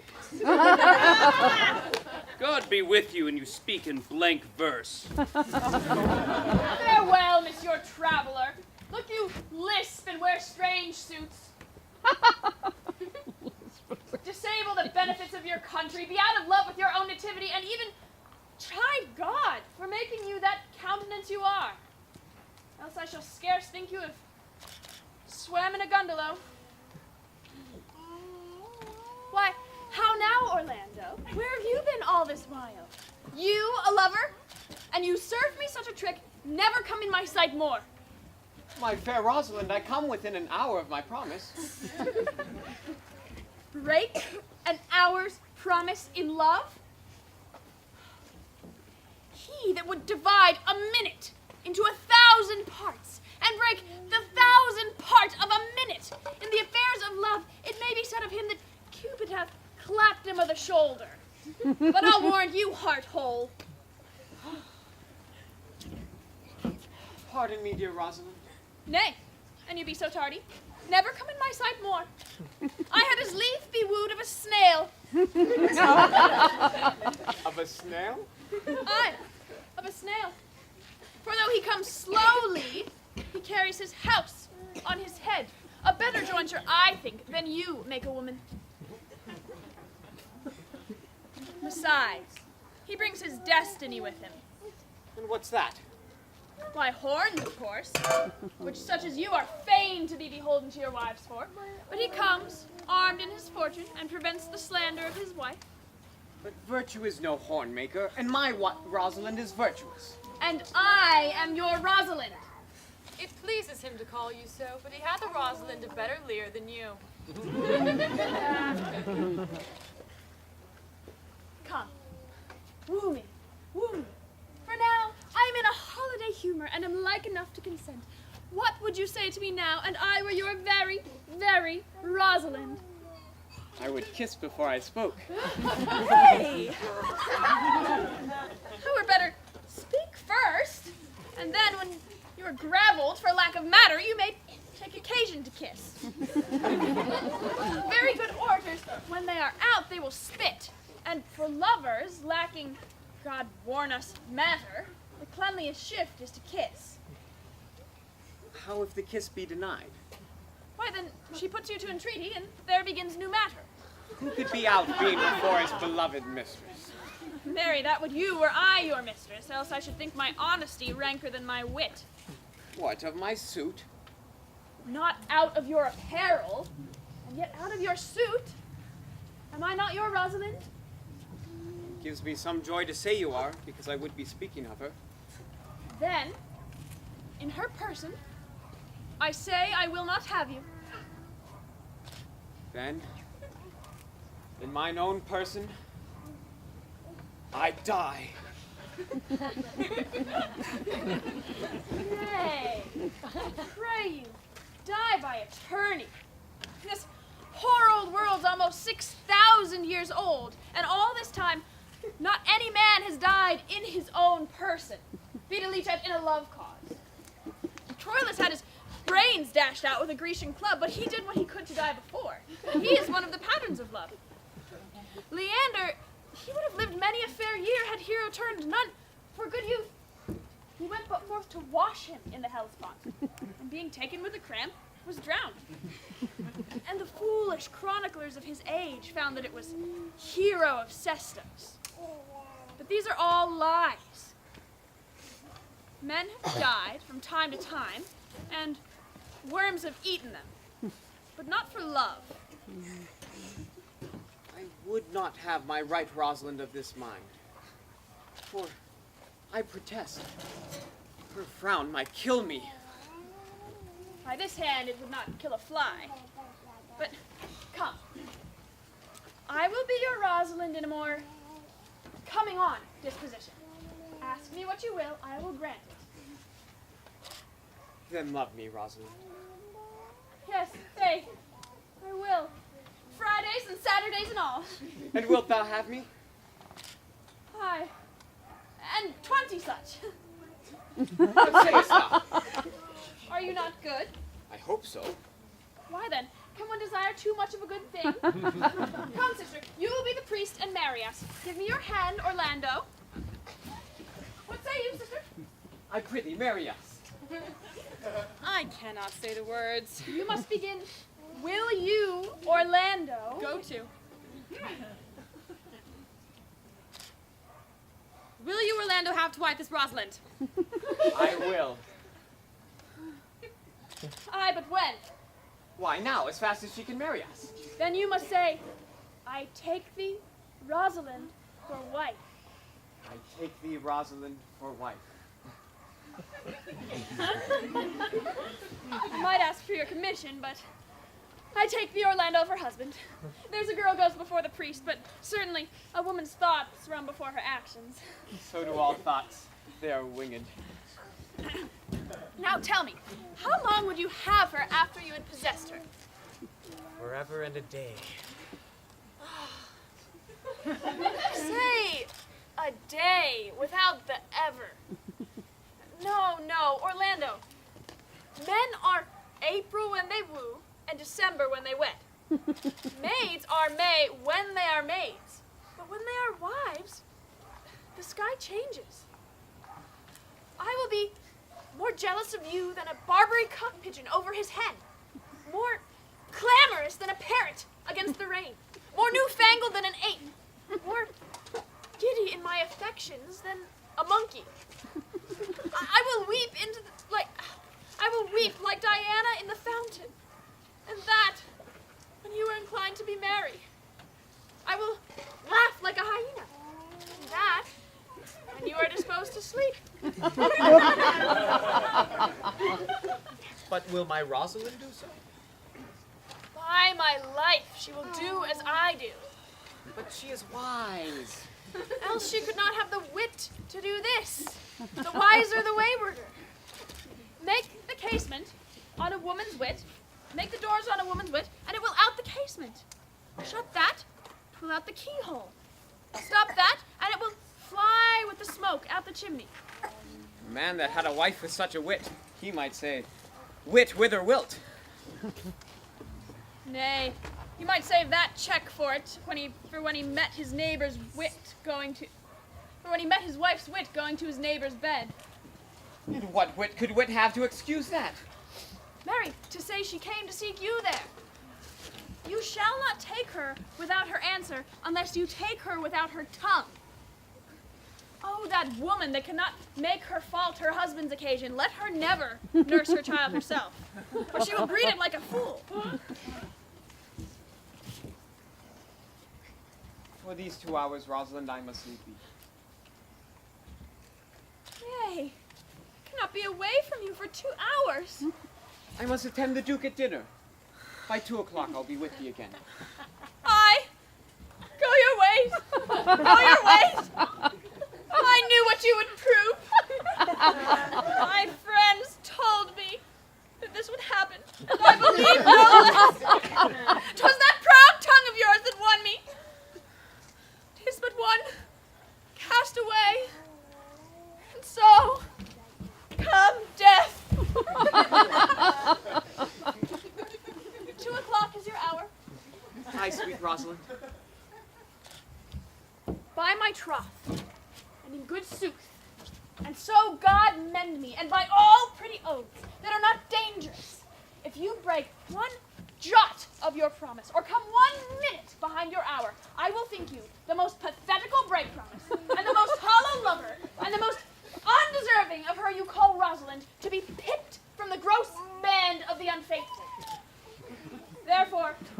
my censure, and keep your promise.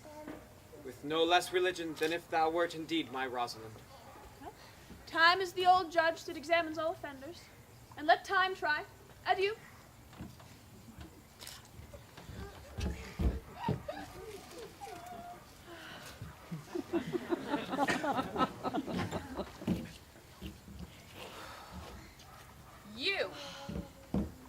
You have simply misused our sex in your love prate. We must have your doublet and hose plucked over your head and show the wide world what the bird hath done to her own nest. Oh, cuz. Pretty little cuz. Thou didst know how many fathoms deep in love I am. But it cannot be sounded. My affection hath an unknown bottom like the Bay of Portugal. Or rather bottomless, that as fast as you pour affection in, it runs out. No. That same blind and rascally boy that abuses everyone's eyes because his own are out. That bastard of Venus that was conceived of spleen, born of thought, and begot of madness. Let him be judge of how deep I am in love. I tell thee, Aliena, I cannot be out of the sight of Orlando. And so, I will find a shadow and sigh till he comes. And I'll sleep.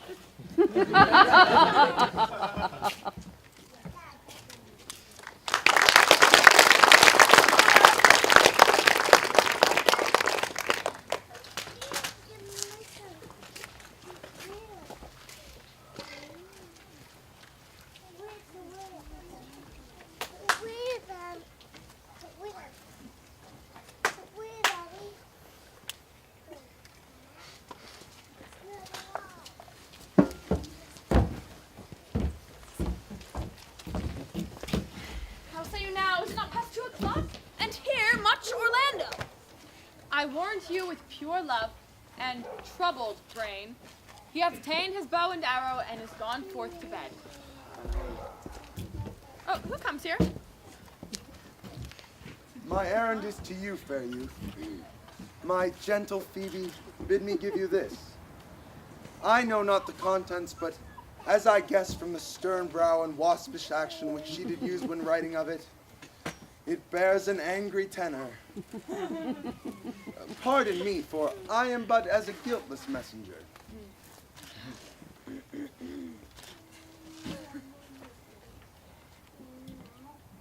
Patience herself would startle at this letter and play the swaggerer. Bear this, bear all. She says, I am not fair, that I lack manners. She calls me proud, and says she would not have me were man as rare as Phoenix. Odds my little will. Her love is not the hair that I do hunt. Why writes she so to me? Well, shepherd, well. This is a letter of your own device. No, I do protest. I know not the contents. Phoebe did write it. Come. You are a fool, and turned into the extremity of love. I saw her hand. She has a leathered hand, a freestone-colored hand. I barely did think her old gloves were on, but 'twas her hand. She has a housewife's hand, but 'tis no matter. I tell you, she never did write this letter. Sure. This is a man's hand and his invention. Sure, it is hers. Why, 'tis a boisterous and a cruel style. A style for challengers. Why, she defies me like Turk to Christian. A woman's gentle brain could not drop forth such giant rude invention, such Ethiop words blacker in their effect than in their countenance. Will you hear the letter? So please you, for I never heard it yet heard too much of Phoebe's cruelty. She Phoebes me. Mark how the tyrant writes. Art thou God to shepherd turned, that a woman's heart hath burned? Can a woman rail thus? Call you this? Railing? Why the Godhead laid apart warst thou with a woman's heart? Did you ever hear such railing? Whiles the eye of man did woo me that could do no vengeance to me, meaning me the beast, if the scorn of your bright eyne have power to raise such love in mine, alack, in me what strange effect would thy work in mild aspect? Whiles you chid me, I did love. How then might your prayers move? He that brings this love to thee, little knows this love in me. Oh. And by him seal up thy mind, whether that thy youth and kind will the faithful offer take as mine and all that I can make, or else by him my love deny, and then I'll practice how to die. Oh. Call you this? Chiding? Alas, poor shepherd, do you pity him? No! He deserves no pity. Wilt thou love such a woman?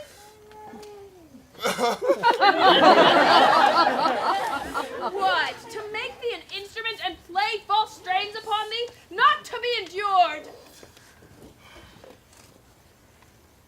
Go your way to her, for I see love hath made you a tame snake. And say to her this, that if she loves me, I charge her to love thee. And if she will not, I will never have her unless thou entreat for her. If you be a true lover, hence, and not a word, for here comes more company.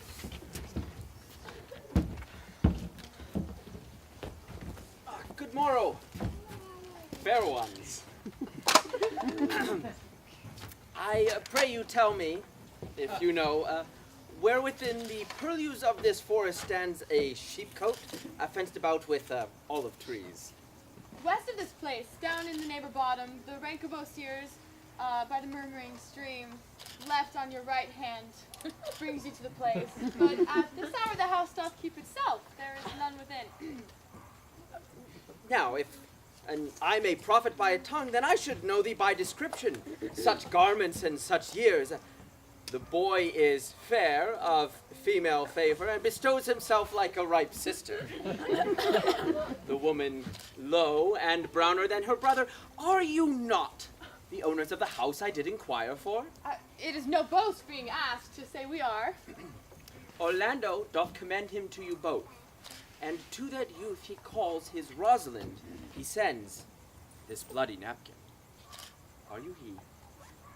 I am he. What are we to understand by this?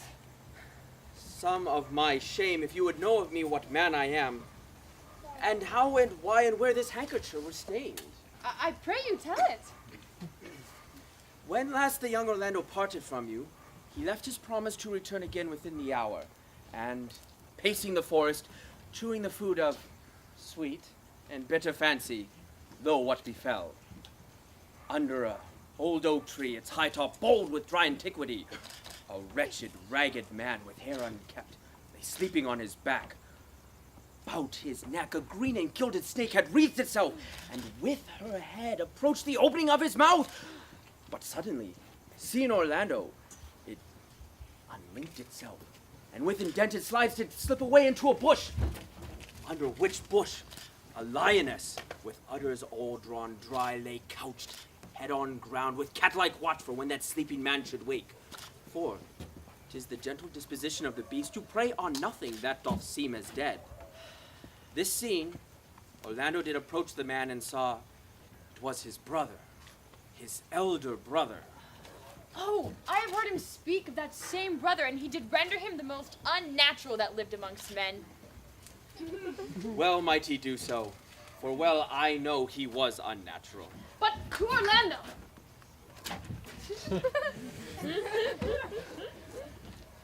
Twice did he turn and purpose to leave, but Kindness, nobler than revenge, and nature, stronger than his just occasion, bid him turn and give battle to the lioness who quickly fell before him, in which hurtling from miserable slumber, I awoke. Are you his brother? Was you he rescued? Was you who did so often try to kill him? 'Twas I, but yet 'tis not I. I do not shame to tell you what I was, since my conversion so sweetly tastes being the thing I am. But to the bloody napkin. By and by. When, from first to last, tears our recountenance had most kindly bathed as to how I came into that desert place. In brief, he took me to the gentle Duke, who gave me fresh array and entertainment, commending me unto my brother's love, who took me instantly into his cave, there stripped, and there upon his arm the lioness had torn some flesh, which all the while had bled. And there he fainted, and cried in fainting upon Rosalind.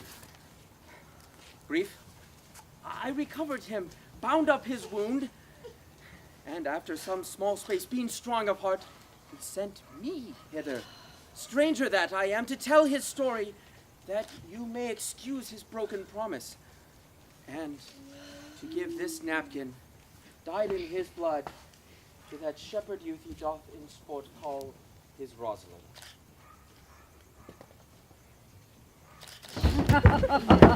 Ganymede, sweet Ganymede. Many will swoon who do look on blood. There is more in it. Ganymede, Look, he recovers. I would I were at home. We'll draw you hither. Take him by the arm. Be of good cheer, you. What? You a man? You lack a man's heart. I do so, I confess it. A body would think it was well counterfeited. Commend to your brother how well I counterfeited. Hey-ho. This was no counterfeit. There is too great a testimony in your complexion that was a passion of earnest. A counterfeit, I assure you. Well then, take heart and counterfeit to be a man. So good. But in faith, I should have been a woman by right. You look paler and paler. Pray you draw homewards. Good sir, go with us. That I will. For I must learn what excuse you give my brother, Rosalind. I shall devise something. I pray you, commend my counterfeiting to him.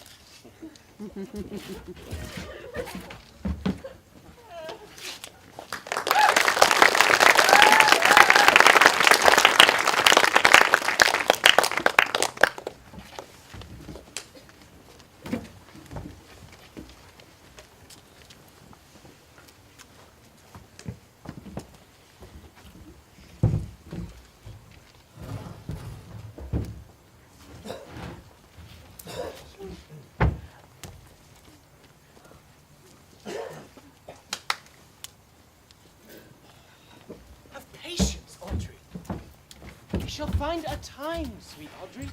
Faith, the priest was good enough for all the old gentleman's saying. A most wicked Sir Oliver, a most vile Martext. But Audrey, there is a youth here in the forest lays claim to you. I know who it is. You have no interest in me in the world. Here comes the man you mean.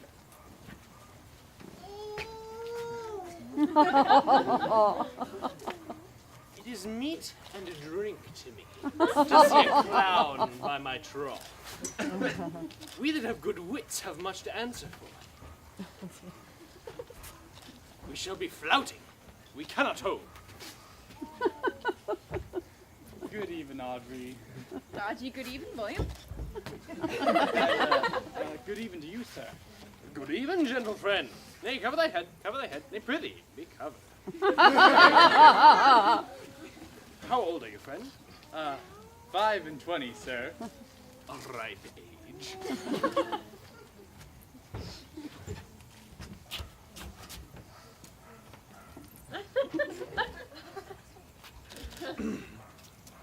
Is thy name William? William, sir. A fair name. Wast born in the forest here? Aye, sir. I thank God. Thank God. A good answer. Art thou rich? Thank... Sir, so-so. So-so is good. Very good. Very excellent good. And yet it is not. It is but so-so. Art thou wise? Aye, sir. I thank God. Thou sayest so well. I do now remember a saying. The fool doth think he is wise, but the wise man knows himself to be a fool. The heathen philosopher, when he had desire to eat a grape, would open his lips when he put it into his mouth, thereby meaning that grapes were made to eat and lips to open. You do love this maid. I do, sir. Give me your hand. Art thou learned? No, sir. Then learn this of me. To have is to have. For it is a figure in rhetoric that drink, being poured out of a cup and into a glass, by emptying the one doth fill the other. For all your learned writers do consent that ipse is he. Now, you are not ipse, for I am he. Which he, sir? He that must marry this woman. Therefore, you clown, depart, which in the boorish is leave, the society, which in the vulgar is company of this female, which in the common is woman, which together is abandon the society of this female.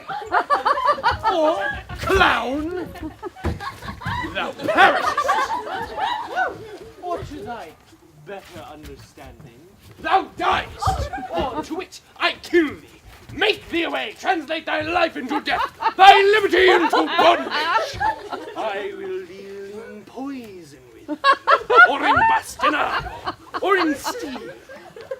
I will band thee with the infection, I will run thee with policy. I will kill thee 150 ways, therefore tremble and depart. Do, good William. God rest you, merry sir.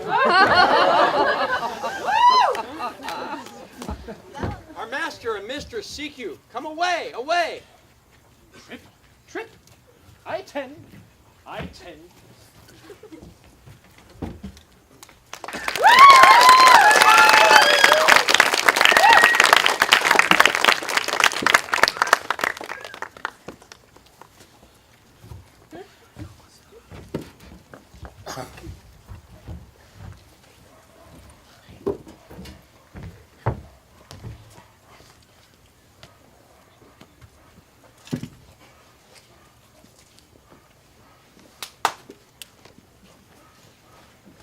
Is it possible that on so little acquaintance you should like her?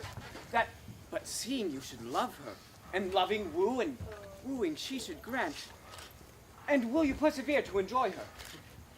Neither call the giddiness of it in question, nor the poverty of her, nor the slight acquaintance, nor my sudden wooing, nor her sudden consenting. But say with me, I love Aliena. Say with her that she loves me. Consent with both that we might enjoy each other. It shall be to your good. For our father's house and all the revenue that was old Sir Roland's, I will estate upon you, and here live and die a shepherd. You have my consent. Let your wedding be tomorrow. Thither I invite the Duke and all his contented followers. Go you and prepare Aliena. For look you, here comes my Rosalind.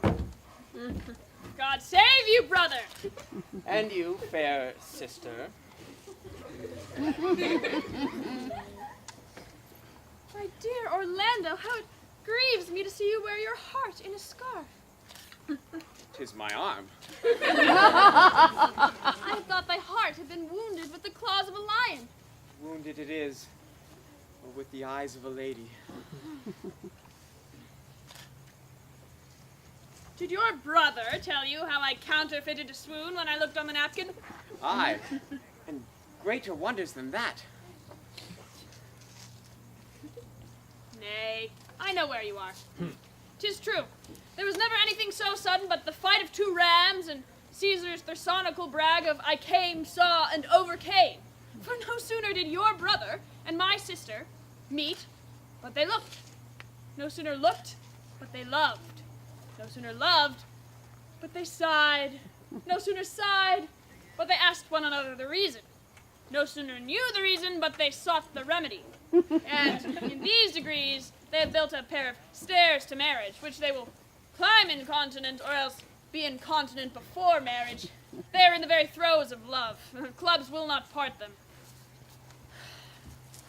They will be married tomorrow, and I'll invite the Duke to the nuptial. But, oh, how bitter a thing it is to look into happiness through another man's eyes. Why, so much the more shall I tomorrow be at the height of heart heaviness. By how much I shall think my brother happy and having what he wishes for. Why then, tomorrow I cannot serve you for Rosalind? I can live no longer by thinking.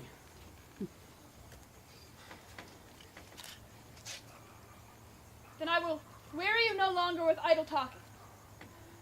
Know of me then, for now I speak to some purpose, that I know you are a man of good conceit. I speak this not that you should bear a good opinion of my knowledge, insomuch I say I know you are. Neither do I labor for some small esteem that may in some small measure draw belief from you, to do yourself good and not to grace me. Believe me then, if you please, that I can do strange things. I have, since I was 3-year-old, conversed with a magician, most profound in his art, and yet not damnable. If you love Rosalind so near the heart, as your gesture cries it out, when your brother marries Aliena, shall you marry her? I know into what straits of fortune she is driven, and it is not impossible to me, if it is not inconvenient to you, to set her before you, human, as she is, and in no danger. Speaks thou in sober meaning?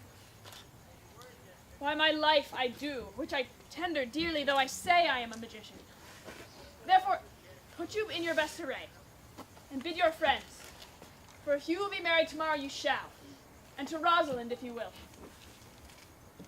Look you, he who comes here, a lover of mine, and a lover of hers. You have done me much ungentleness to show the letter that I writ to you. I care not if I have. It is my study to seem despiteful and ungentle to you. You are here followed by a most faithful shepherd. Look on him. Love him.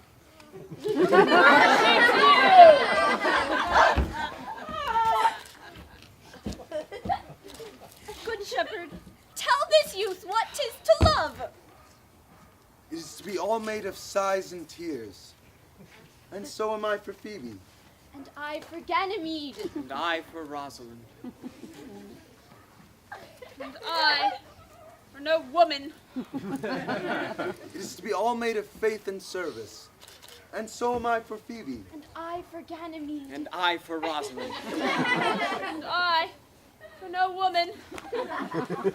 It is to be all made of fantasy, all made of passion and all made of wishes, all adoration, duty, and observance, all humbleness, all patience and impatience, all purity, all trial, and all obedience.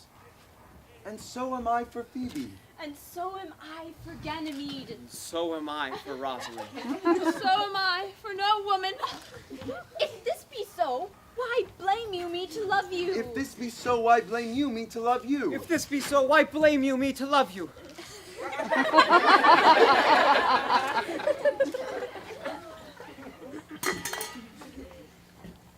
Why did you speak too? Why blame you me to love you? To her that is not here, nor doth not hear. I pray thee, enough of this. 'Tis like the howling of Irish wolves against the moon. I would marry you if I could. I will help you if I can. Tomorrow, meet me all together. I will marry you, if ever I marry a woman. And I will be married tomorrow. Oh! I will satisfy you, if ever I satisfied man, and you will be married tomorrow. I will content you if what pleases you contents you. And you will be married tomorrow. As you love Rosalind, meet. As you love Phoebe, meet. And as I love no woman, I'll meet. So, fare you well. You have your commands. I'll not fail if I live. Nor I. Nor I.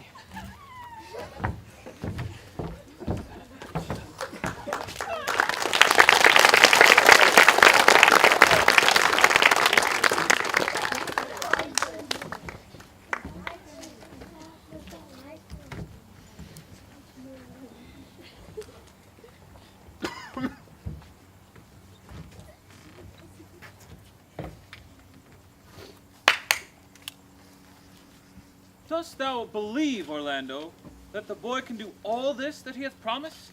I sometimes do believe and sometimes do not. It's those that know they fear and fear they hope. Patience, once more, whiles our contract is urged. You say, if I bring in your Rosalind, that you'll bestow her on Orlando here. That would I, had I kingdoms to give with her. And you say that you'll have her when I bring her. That would I, if I were I of all kingdoms king. You say you'll marry me if I be willing. That will I, should I die the hour after. But if you do refuse to marry me, to give yourself to this most faithful shepherd. So is the bargain. You say you'll marry Phoebe if she will. Though to have her and death were both one thing. I have promised to make all matter even. Keep you your word, O Duke, to give your daughter. You yours, Orlando, to receive his daughter. Keep your word, Phoebe, that you'll marry me, or else, refusing me, to wed this shepherd. Keep your word, shepherd, that you'll marry Phoebe if she will. And from hence I go, to make all this matter even.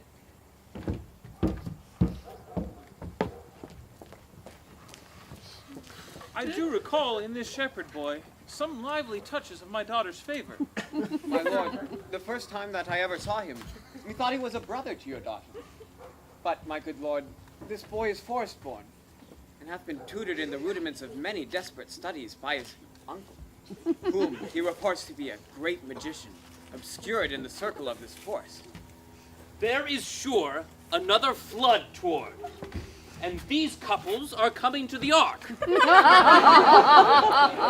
Here come a pair of very strange beasts, who in all languages are called fools. Greeting and salutation to you all. Good my lord, bid him welcome. This is the motley-minded gentleman whom I have so often met in the forest. He hath been a courtier, he swears. If any man doubt that, let him put me to my purgation.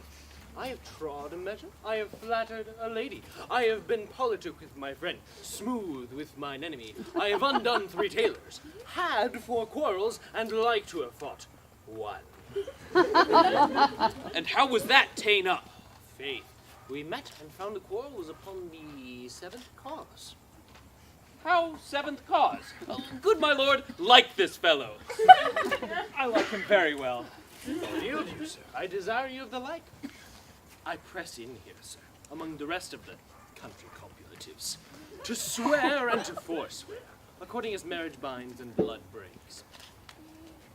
A poor virgin, sir, an ill-favored thing, sir, but minor. A poor humor of mine, sir, to take that no man else will. Rich honesty dwells like a miser, sir, in a poor house, as your pearl in your foul oyster. By my faith, he is most swift and sententious. According as the fool's bolts, sir, and such dulcet diseases.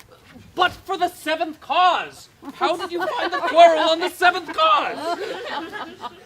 Upon a lie, 7 times removed.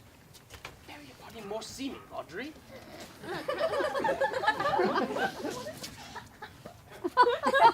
As thus, I did dislike the cut of a certain courtier's beard. He sent me word. If I said his beard was not well cut, he was of the mind that it was. This is called the retort courteous. If again I sent him word, it was not well cut, he would send me word that he cut it to please himself. Oh. This is called the quip modest. If again it was not well cut, he disabled my judgment. Oh. This is called the reply churlish. If again it was not well cut, he would say that I spake not true. Oh. This is called the reproof valiant. If again it was not well cut, he would say that I lie. Oh. This is called the counter-check quarrelsome. And so to the lie with circumstance, and to the lie direct. But how oft did you say his beard was not well cut? I durst go no further than the lie with circumstance, and he durst not give me the lie direct. And so we measured swords, and we parted. Can you nominate, in order now, the degrees of the lie? Oh, sir, we quarrel in print, by the book, as you have books for good manners. I will name you the degrees. The first, the retort courteous. The second, the quip modest. The third, the reply churlish. The fourth, the reproof valiant. The fifth, the counter-check quarrelsome. The sixth, the lie with circumstance. The seventh, the lie direct.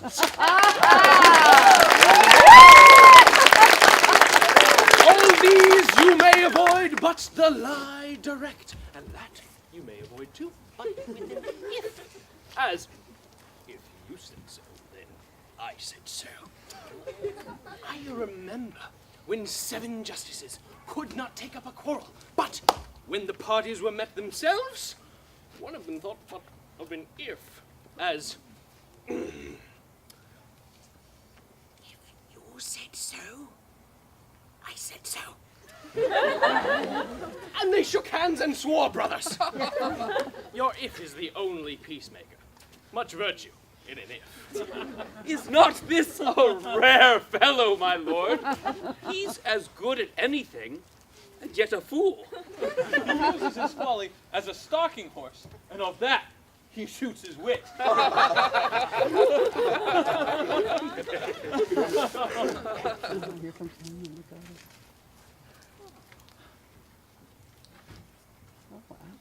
Then is there mirth in heaven, when earthly things made even atone together. O good Duke, receive thy daughter. Hymen from heaven has brought her, yea, brought her hither, that thou mightst join her hand with his, whose heart within his bosom is. To you I give myself, for I am yours. To you I give myself, for I am yours. If there be truth in sight, you are my daughter. If there be truth in sight, you are my Rosalind. If sight and shape be true, why then my love and you! I'll have no father if you be not he. I'll have no husband if you be not he, nor ne'er wed woman if you be not she. Peace! Ho! I bar confusion. 'Tis I must make conclusion of these most strange events. Here's 8 that must take hands and join in Hymen's bands, if truth holds true contents. You and you, no cross shall part. You and you, heart and heart.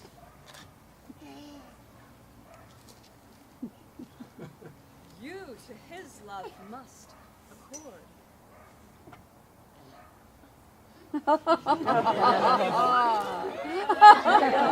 or have a woman to your lord.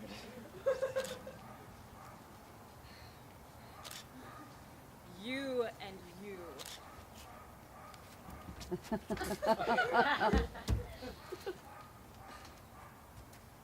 Are sure together as the winter to foul weather.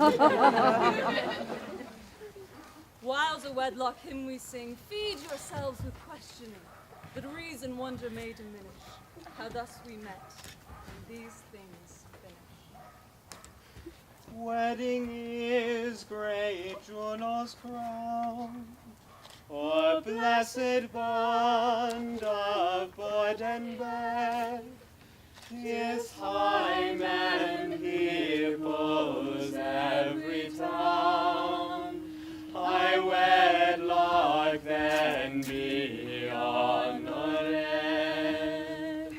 Honor, high honor, and renown to hymen God of every town.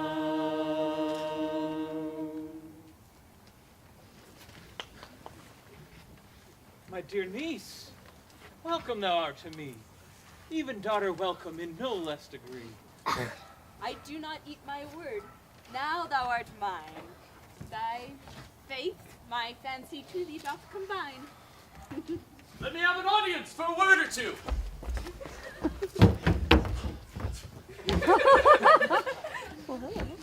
I am the second son of old Sir Rowland that bring these tidings to this fair assembly. Duke Frederick, hearing how that every day men of great worth resorted to this forest, addressed a mighty power, which were on foot in his own conduct purposely to take his brother here and put him to the sword. And to the skirts of this wild wood he came, where, meeting with an old religious man, after some question with him, was converted, both from his enterprise and from the world, bequeathing his crown on his banished brother, and all the lands restored to them that were with him exiled. This to be true, I do engage my life. Welcome, young man. Thou offerest fairly to thy brother's wedding. To one his lands withheld, and to the other a land itself at large, a most potent dukedom.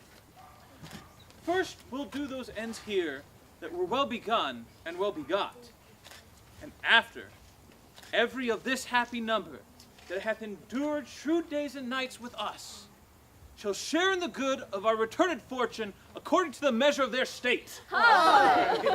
Meanwhile, forget this newfound dignity and fall into rustic revelry. Play music, and brides and bridegrooms all, with measures heaped in joy, to the measures fall. Sir, by your patience, if I heard you right, the Duke hath put on a religious life and thrown into neglect the public court. He hath. To him will I. Out of these convertites there is much matter to be heard and learned. You to your former honor I bequeath. Your patience and your virtue well deserves it. You to a love that your true faith merits. You to your land and love and great allies. You to a long and well-deserved bed.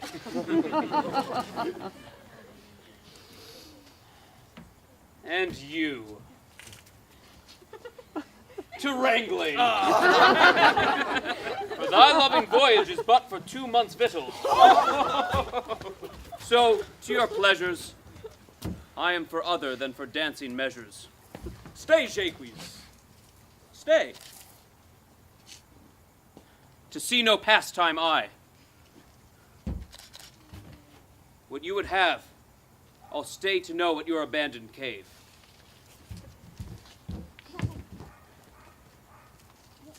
Proceed, proceed. We'll do these rites. As we do trust they'll end in true delights.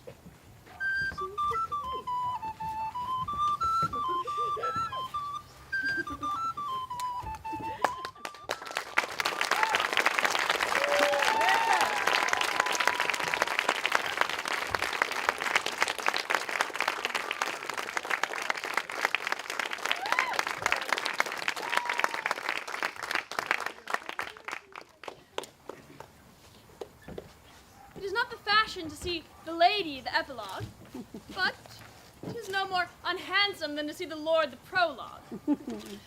If 'tis true that good wine needs no label, then 'tis true that a good play needs no epilogue. But to good wines, they do use good labels, and good plays prove the better by the help of good epilogues. What a case am I in them, then, that am neither a good epilogue, nor can insinuate with you in behalf of a good play. I'm not furnished like a beggar, therefore to beg would not become me. My way is to conjure you, and so I will begin with the men.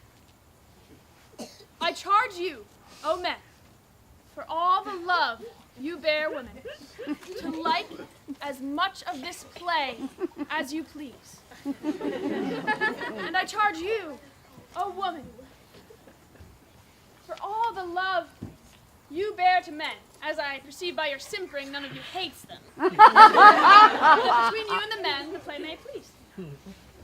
If I were a woman, I would kiss as many of you as had beards that pleased me, complexions that liked me, and breaths that defied not. I am sure as many of you as have good beards and good faces and sweet breaths will for my kind offer, when I make curtsy, bid me adieu.